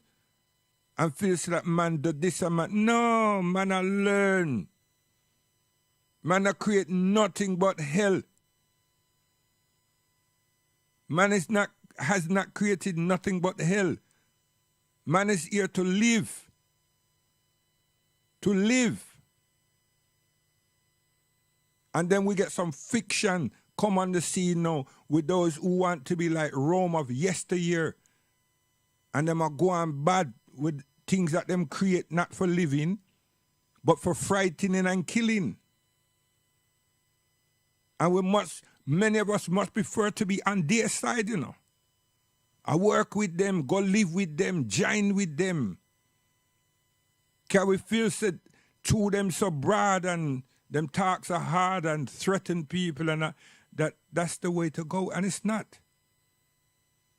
If the world takes them eye off these people that feels to them are control the world, them are police the world, they're nothing. And that's why Christ came and he was all about, and Rome start to ill-treat people. The ill-treatment that Rome put upon me was fear. But we sure Rome say we not fear them. We don't know that. We prove to them that we not fear them. And that's what Christ bought. So then what them do? Them trick people to tell them, said, listen, you see that guy that wanna follow? Him is a troublemaker and we'll get rid of him. That's where all this crucifixion thing come. Fiction. Because them couldn't do nothing about it. The people them stop fear them. Them trust in nature and then trust in God. And what did Christ do? Show them the revelation. Not the revelation of John the Dreamer. No. The revelation of that which was given to Moses, the light that's at the end of that tunnel. That if you hear and you obey and accept the covenant and don't sway, mercy and blessings is there. Look at the favors that God has given you. That's what he was saying. Has he renated on anything? He hasn't. Abraham came and cleansed you. Did he renate on anything, the Almighty? And they said no. Now the mystery is, how you know about Abraham and you just come yesterday? Huh? Who's saying that? This is the European saying that. Because if this person has come and was sent by God, shouldn't he not know? Because God is the one who selected him and God is the one who have taught him and give him a mission to do. So all that thing about I am that I am. No. Don't get confused in the Latin. No, don't bother with it. Don't bother with it. And they all interpretate things. Now you got all of these people that look like us, black people, are try convince themselves and convince us that they might come with a new revelation. Emmanuel. And everybody want to name all their children Emmanuel and say that there's God with us. Oh, come on, man. Let's just be sensible here. So we are say, look at nature. Look at our surroundings, not these concrete jungle and these undergrounds and everything and all these pylons and everything and feel say, yeah, because light come on and everything. Yeah? If you want to see nature, just go spend a week up in the countryside. And we're not talking about Manchester, them in a country. Yeah? We talk Glamorgan and Wiltshire, and Warwickshire and them place there. You see? And I'm sure a lot of people will be frightened. You see, I like no? Lord have mercy. From 5 o'clock, yeah? From 5 o'clock, you tremble. Because why? It's dark. And now you realize, say, oh, this is England. You think, no, how come? Huh? What do you mean, how come? Because you're there living in the city. You're living in London. You're living in the capital. So you get all this light. You understand? When I was 3:15, the birds start sing. And you think like, weird. But now you feel good. Your spirit feel good. Your heart feel good. Your body feel good. And you want to peep and see what's going on out there. Yeah? Yes. It only takes one day and a night, I tell you, and you just start recognize something. See? And that's in this country, in the countryside. Not in this country and you sit down in your house and you say you're dark outside. No, man, too much concrete. You're not hearing nothing. And for any doubters of what I'm saying, go in your supermarket tomorrow, go in the turkey shop tomorrow and all them places there, and you see a whole heap of fruits, and then stand up there and say, wait, what did that man say? What did my mother say, my grandmother say? You're supposed to smell them, and you can't smell nothing. See? It's artificial. It's fruits, but they've done something, so the nectar is not there. You understand? But if you never experienced this before, you wouldn't know. So you're not to blame. Your family's to blame. You understand? So once we are disconnected from God and nature and everything, we're in problems. And that's what this man have done. The bad people, them. Disconnect with from nature and then disconnect with from God. Ultimately disconnect with from God. And now they might come with another thing. And it's frightening that parents are stand up with their children, and I want to tell judges that their 9-year-old and everything child has said, listen, I don't want to be no boy. You understand? Come on, man. And the people are having all these test cases and deliberating and some news program and everything. I talk about this thing and a regular thing. And then what them do? A man that change him something, go and put himself in want to be an athlete, in want to be a winner. And then go put himself now to run with women. There's something wrong with that mind. Then another one do the same thing and go commit crime for going to women penitentiary. So that him can see women and maybe caress women. Who knows? Madness, may I tell you. Hey, and then I got a few that look like us. And we don't know genetically what they've done with them. But it's to be expected. It's crazy. I'm saying all of this to say, to make people realize that in the time that we're in now and the time to come, saying if I did know will not help. Because there won't be no turning around. We've had all those areas where we could turn back. But where these people are going, we need ultimate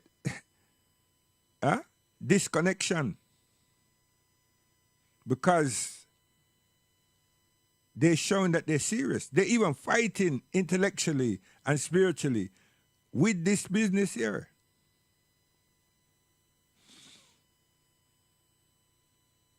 We're going back into the time that we have read about and we are told about, not the Renaissance, the Inquisition. This is how these people changed people that were stubborn. So these are the days that we have to think about disconnection. See? And we, the African Caribbean and African Black British, we're not organized. We're not organized. We don't have no infrastructure, nothing.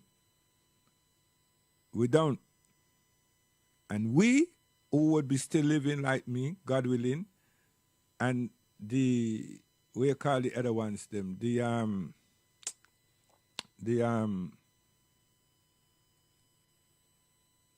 people them of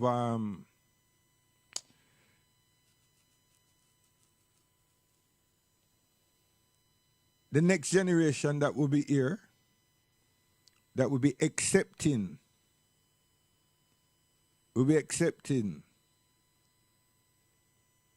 this way, but still peeping at other cultures, will not benefit. Will not benefit. So we say music and we're gone. What I say here? Greedy.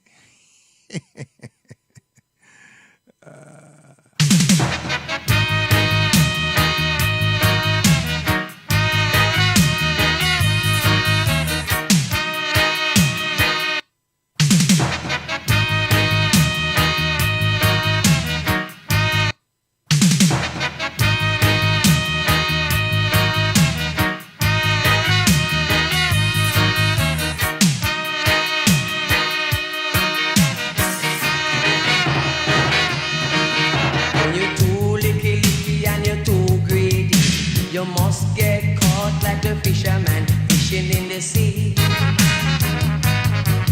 When you're too licky and you're too greedy, you must get caught like a fisherman fishing in the sea. She a run down the world and she a run round the world. She must get caught like the greedy dog. What a man can do to satisfy his woman.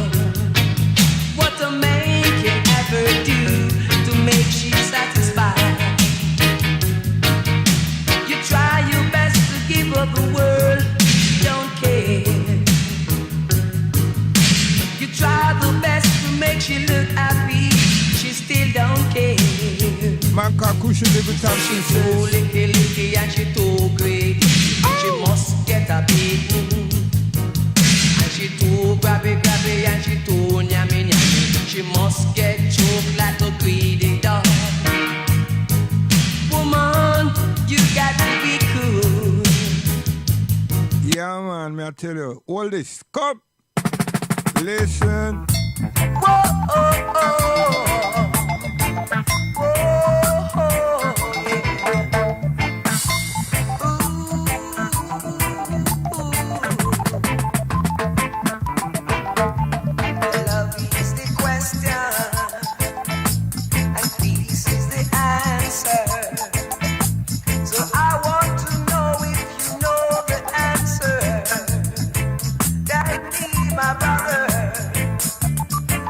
African of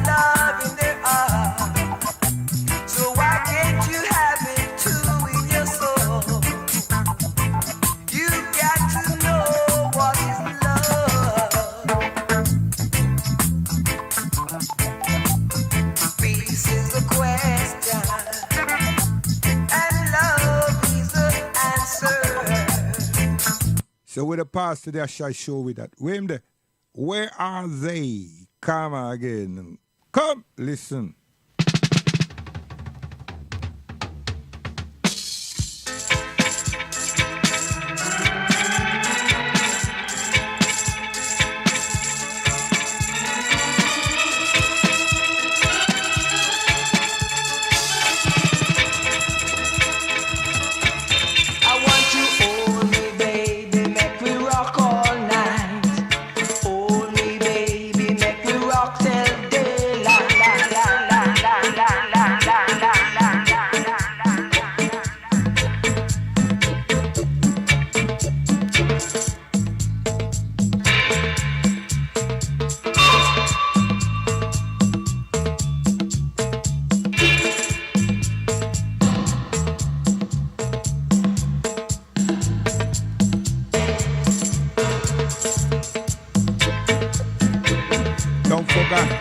Tell a friend, share the information.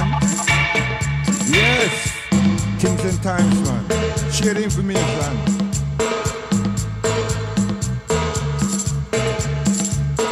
Man called Barnabas and slide and bar. See it there?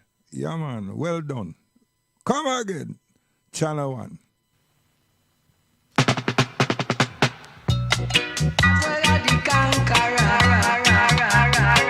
Birmingham Massive, me I tell you, man, Quaker City make this one popular in the world, me I tell you, Quaker.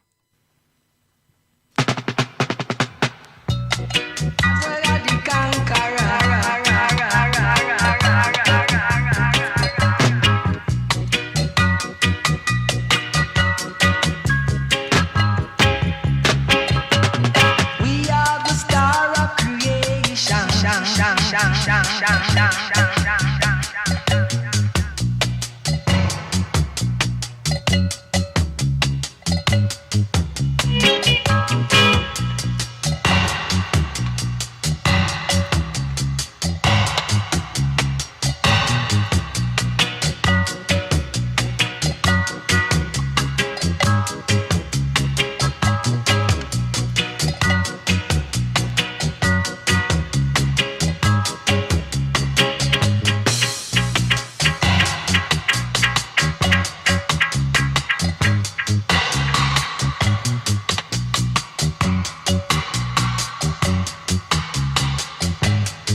Yeah, you can't get them something in the machine, you know. You understand? That's humans. That's us. Real things. Hey! Yeah, you see me? Me don't like no dancehall, you know. Me don't like no dancehall nonsense. Me like the lyrics of all Chesedek and Anthony B and some of them man there. You see? Rest of the something is monotonous. You see? So me can see and understand what happened to the young people them, you know. See? Young people them don't burn herb. Them do other things. And them drink a lot. And them disregard the woman. See? So when you listen to when you check out what that society, what environment and everything, what them work with, them work with mechanics. Them work with the thing them call today now, AI. They work with all these something. And them hear the same noise. We can't call it rhythm. You understand? And them want to do something. And then them drinking and them doing all these other something. And yes, and them just get, yeah. And something happen. Because them not deal with reality, you know. That's their reality. Them not deal with nature, you know. You see? And that beautiful island, them not going to places and sit down and let the roots, let the firmaments of the earth and the trees and everything deal with them, you know. Nah, they're creating something themselves, which is an illusion of something. See? So when you go up online now, and you hear them backbite one another and try to make each other popular and everything to get all 10,000 and 2 million viewers and everything. Is what they're saying? how they acting and everything. Now, if the government was like some of these other government, they would have just shut this internet thing down from the minute them start see this type of provocative nonsense. Because we are dealing with the reputation of the population of this country. Not some giant crows. But them not do that. They not do that. So this body get up and said that, and that body get up and said that, and they're running all kind of something, and it just get mad. See? So me not really that something there. And then to go to the other way, them cuss and them talk about up on it a girl's skirt and what he want to do, and this other person I talk about who him shot that person and want to shot that person, and them just get crazy. But some of the beats, them, is firing. But them, it's something that you hear, and that's it. It's not something that you hear and it linger with you, Nah. It creates a problem. But not of us don't see that. Because we have feel say, to move in a circle where everybody, so-called everybody to move with, is right. No. My brain don't work like that. My soul don't work like that. No. You understand? So, these music are 25 years old. Come!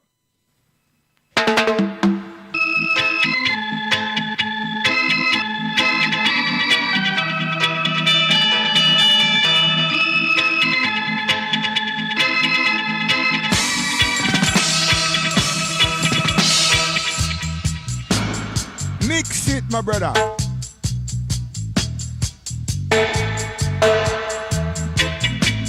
Yo, revolutionaries.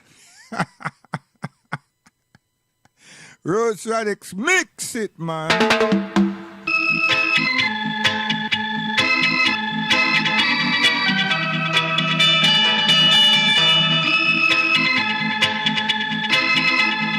And we are talking about a Chinese man and a Chinese Jamaican. See? Jeffrey Chung. Oh, gosh, man.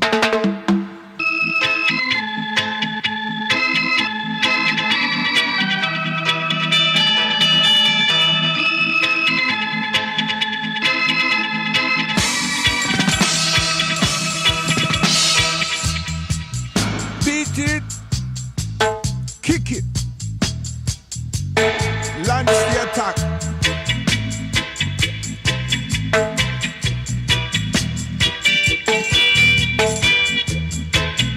Yeah. Rasta roots. Come mix it now. Yeah.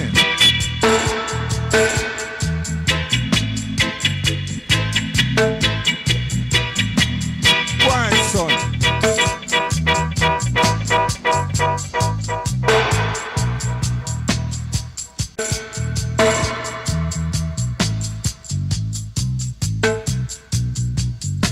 Go on, my brother. Nothing at all. Come on,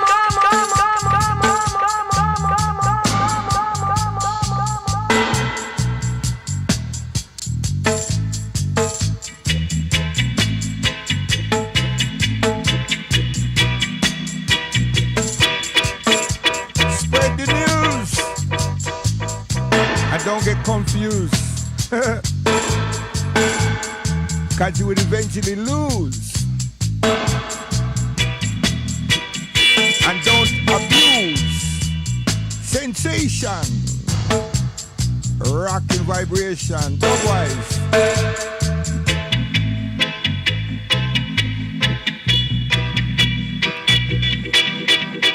Hey, dry your bricks. You smoke herb? Come on, ganja.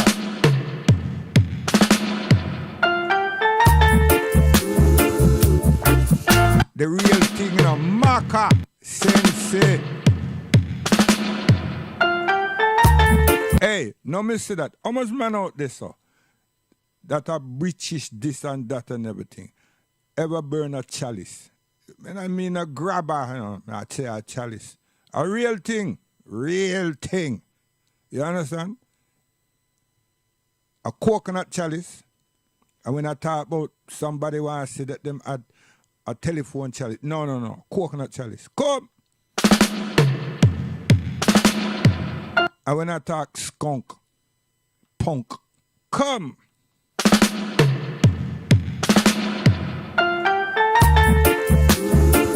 Michael Livingston, You have to remember.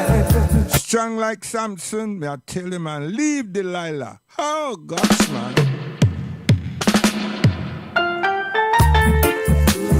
And this youth here was brought here in England by Lord Coase. Lord Coase.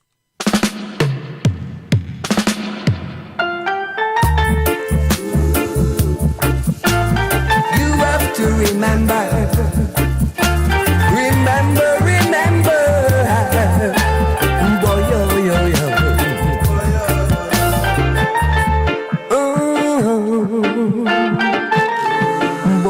Boy. Marcus Garvey. You have to remember. Yeah, my grandmother. Yes, father. Remember when Marcus Garvey said. Remember when the prophecy said. Treat your parents in a respective way. Remember when Marcus Garvey said, yeah. Remember when the prophecy said, you have to respect them in a dignity way. Treat your grandparents, give them love in their heart. They used to work like slaves, sweating the burning sun. Remember.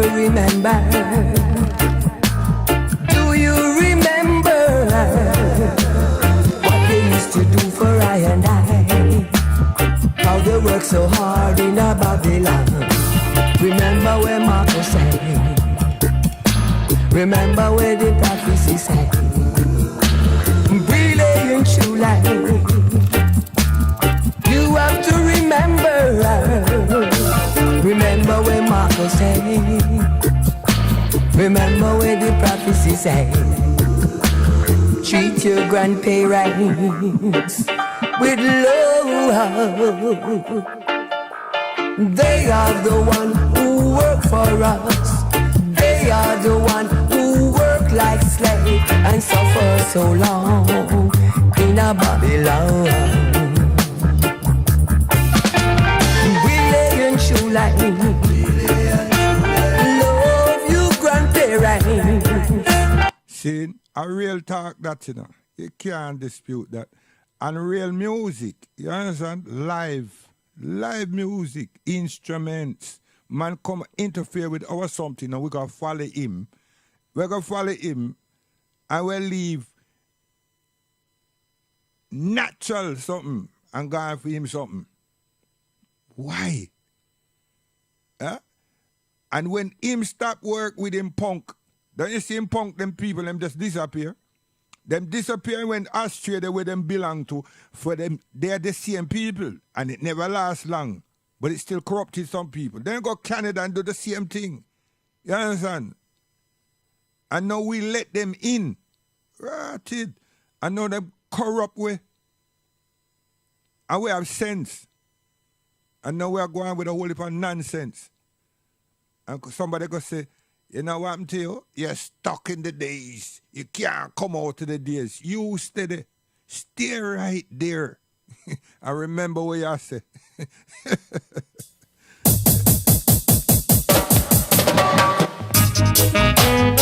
Ooh, yeah.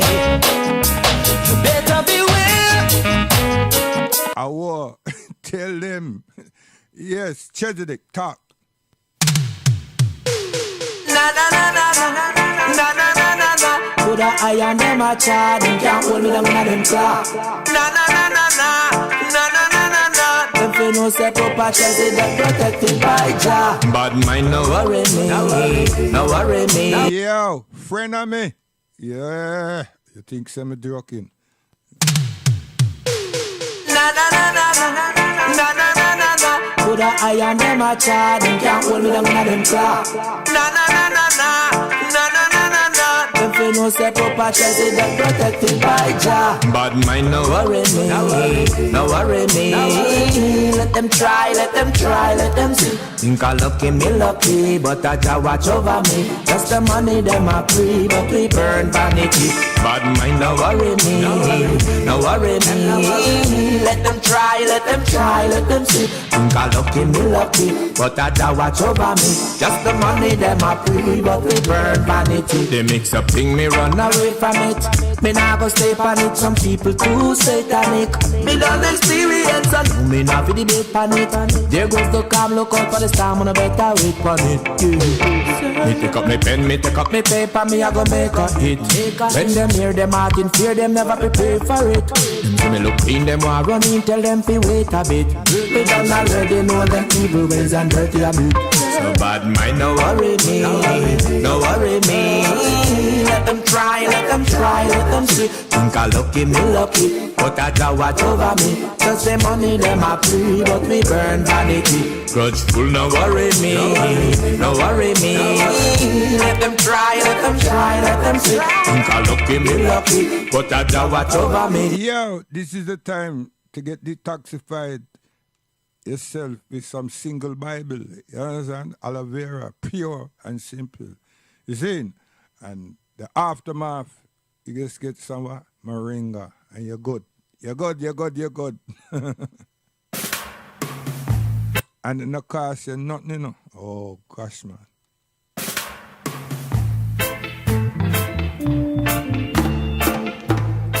Me mama, she grow me. Yo, one more me gone, guidance.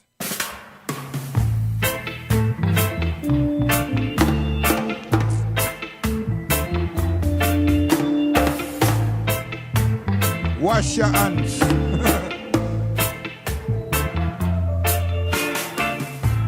You are me sister, yeah, yeah, you brother.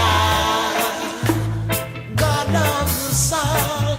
Ooh, let's love each other. Come, we go reason now. Come, come, come, we go reason now. Come, we go walk and talk. Come, we go reason now.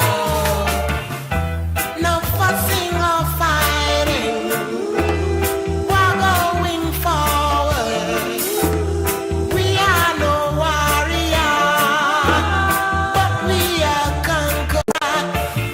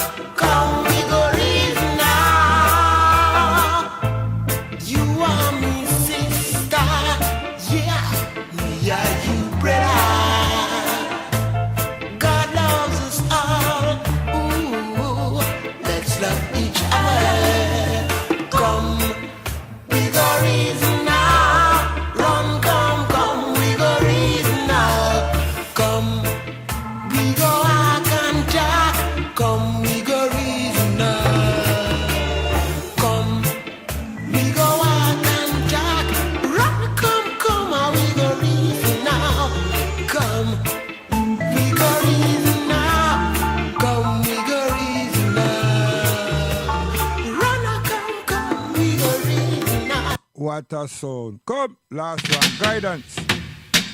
Guidance. I got Abyssinia, we gone. Guidance.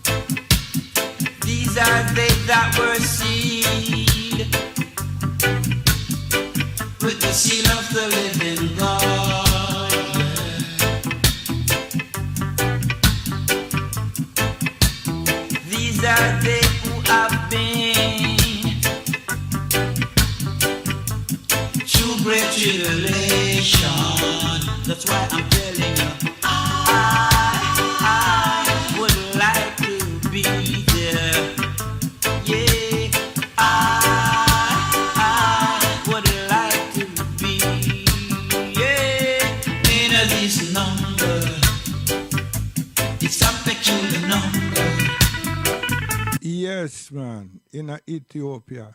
Yeah.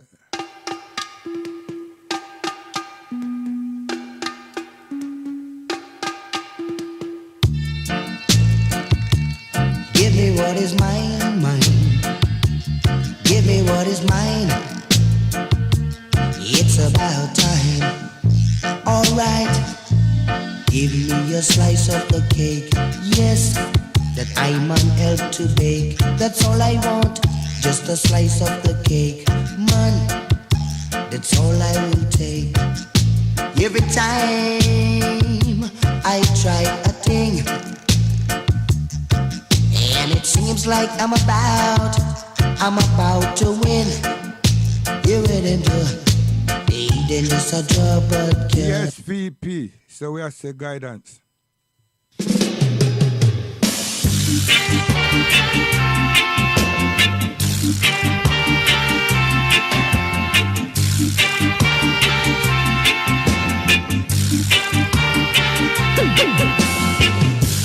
Why won't you come on and show me that you love me tonight, tonight, tonight?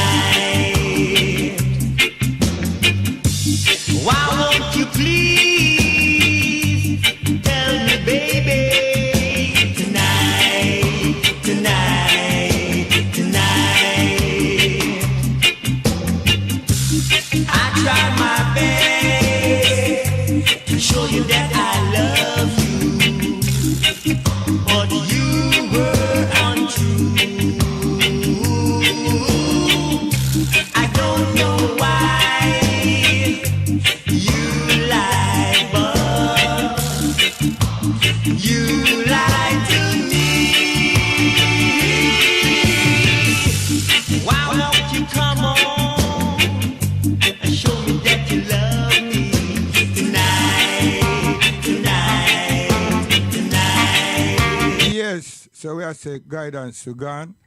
And we have to say we bring out a lot of things in relation to Al-Islam and the Quran this night. See? So for curiosity, you can just go and get a Quran and read. If you pass a masjid, even our bookshops, see, they will give you one. You just don't go and say, hey, yo, give me one of them books there. No. There's have some respect and courtesy, see? And you will be able to receive one, you understand? In English. Arabic with English, you see? An explanation. Yes. So that is that. And you just got to understand about the water. Oh, yes, the water. Well, we're going to elaborate on the water next week, God willing. And we will show another side of the water. You see? Because now now we're supposed to know already that the salmon leave the sea and go up into the platable water, the river, and spawn, and then leave there and go back to the ocean. And when they spawn as given birth, yeah, them young salmon, them start make their journey into the ocean. Oh yes. Oh yes. You see? And there is a divide. There's a divide, not with the salmon, but with the water. You see? Oh gosh, man. See? So that is in front of our faces, let alone the one that the brother explained in the ocean. See? This is right there. All about Europe, you can see that. You can see South America, North America. You can see the salmon, them a move. You know what I mean? And you see the river and the ocean. See? That's what you need with Rasta deal with nature, Rasta deal with the countryside and everything. But all these people come out now and they might deal with all kind of other thing and they get confused. See? And you will be recognizing these things and you will see our tree give birth to the blossom, and then the blossom give birth to the fruit, and the fruit grow and grow and grow. You understand? And then what we call ripen. And you smell this perfume. Fantastic. And there's so much of them, different banana, mango, plums, guava, everything. In the same area, you can distinctly know which is which. And everything is beautiful. You see? And the birds, them don't come and take everything. But they do take their portion. You understand? They do take their portion. You see? Oh, yeah. Because they have a role to play with the germination of that tree. And we grow to watch that and recognize that. So we become appreciative with them. So we don't fuss over them. But I had a brother who used to make a slingshot and him harvest a fire after them. And sometimes him catch them too. Yeah. So a life, a life. So we're going. So I want people them to share this. You understand? Share what just happened. Yeah, lots more to come. I hit you strong like a bomb, bomb, bomb. Right? Share it. Make other people know. You understand? Make them know. They say, yo, and put them on the serious, right? Let them know. Let them know about Al-Islam. Let them know about the Quran. You see? Yeah. Coming from way back when. And it's still fresh right here now. You understand? And remember, it's a culture. It's a way of life. Huh? It's that print. And let the people them know about Amos Wilson. The black blueprint. You see? About developing an infrastructure, developing our educational needs and our food needs and our health needs and everything. Yesteryears, them things they are said. You understand? And we still have play foolish games. You see? Okay. So these are the things. It's very important. The more you're consistent and you get two persons, you can do something. And if you wait for somebody, your consistency is not going to work because you wait for somebody. So if you're consistent in something, just do something before something do we. That's a rhythm, There's a big rhythm back there in the 60s. Do something before something do you. Yeah, man. Yeah. I think Palmer did release it. Yeah. Big tune. Mr. Play that down on Labrador Grove and Shepherd's Bush on my father's sound system. On my father's system. So we say guidance. Right? My females, them desert me this evening. Them soon come. Yes. So guidance.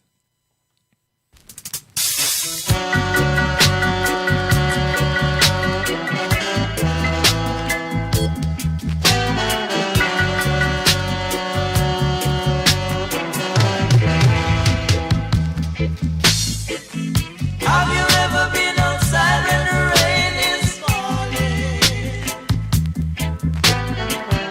In the rain, in the cold and stormy night. I know him say that now. You see, we in the Caribbean, you could all sit down in your house on your balcony. See, if you live anywhere near the ocean, greater. And even if you don't, you can see the water come. Yeah. And if you live in an open space where you can see the ocean, you can see the sea. You see the water come cross the ocean, man. And the more you've been able to experience that, see that, you know how much time, if you work with something and you support your family and everything, even your neighbors, you know how much time you have. For the what? Close the windows them or pick up the clothes them off the line. Yes? You understand? Because you know say rain a come to land. Yes, it's coming. It's coming. Right? So the more you experience that now, you know how much time you have. And you can alert your neighbor if your grandmother or your mother have some clothes hang out. Huh? And even when you take up yours, you can alert next door. And if you sit, if your place now is your next door is on the right and the left and at the front. And that we would do. You understand? And it's a beautiful sight. See water come. You understand? But they're in a concrete jungle like this. Somebody look for rotted gun, another one I look for drugs, another one I look for mischievousness, and their brains, their mind, their conscience, them soul now work. It a work with madness. It's not working, it's not connecting. It only works when you're feeling pain. When you feel you need something and you want people them to recognize you. That's when the rotty thing works. That's wrong. That's wrong. That's a failure. That's a failure. Who I tell you that? I'm not a minister, a preacher that refused to be a shepherd. But this is natural. It's natural. What? Not the behavior of the preacher, you know. The way we're supposed to be. You understand? That person go around to court and not judge them say, what religion are you and everything? And obviously you turn and say, but you want the Bible. And you stand up there to write it and you put your hand upon it and you lift up the other hand and you said, I swear that I will tell the truth, the whole truth to help you God. And then you write it, lie the first thing that come out the friggin' mouth when them start questioning you and everything. You lie. Can you tell the people, say, what's your plea? You said, not guilty. And you write it, gone in there, concoct some story. Instead of saying, yo, listen here, Your Honor, I made a mistake. I really made a mistake. I'm guilty. I made a mistake. You understand? But don't be too severe in punishing me because I've acknowledged the mistake the minute I get caught. The minute I was caught, I realized, say that this now work. So please, be lenient with me. Yes, what you talk about? That's a human. You're going about you're tough to write it. Tough? There's no tough in that. You get luck. Yeah, jokester. Yeah. Scotty. Yeah. Maybe I tell about this musical this now. Cannot miss. Wow, it is too quick. No, come on, no brother. Think you, sir. Do I worry? God, you really stepping out on me, girl. Do I worry? And I want to know if I really worry. God, you have me down. Do your kisses aren't right, girl? And you're always out of sight, and I can hardly see them. And you even let I stay home each and every night and read thy magazine. Wow! Hey, my friend, I am real frantic, girl. Cause it's a real pain upon me, and it hurt me badly. And when evening shadows creep, do I lose any sleep over you?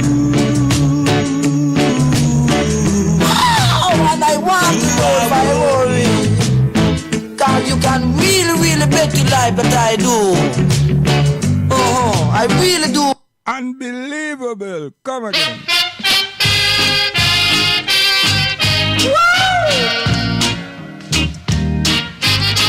Now this is a musical thunderblast.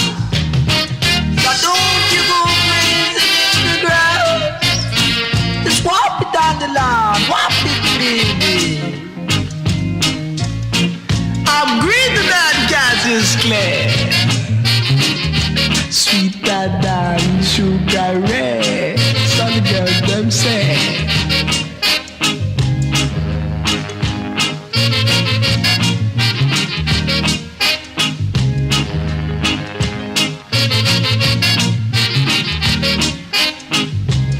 Now here I am with my unbelievable sound.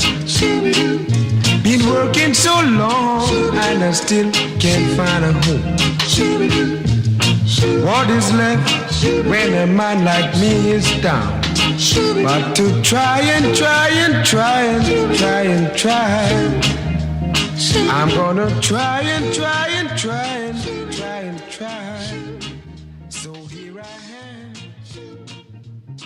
with my believable sound.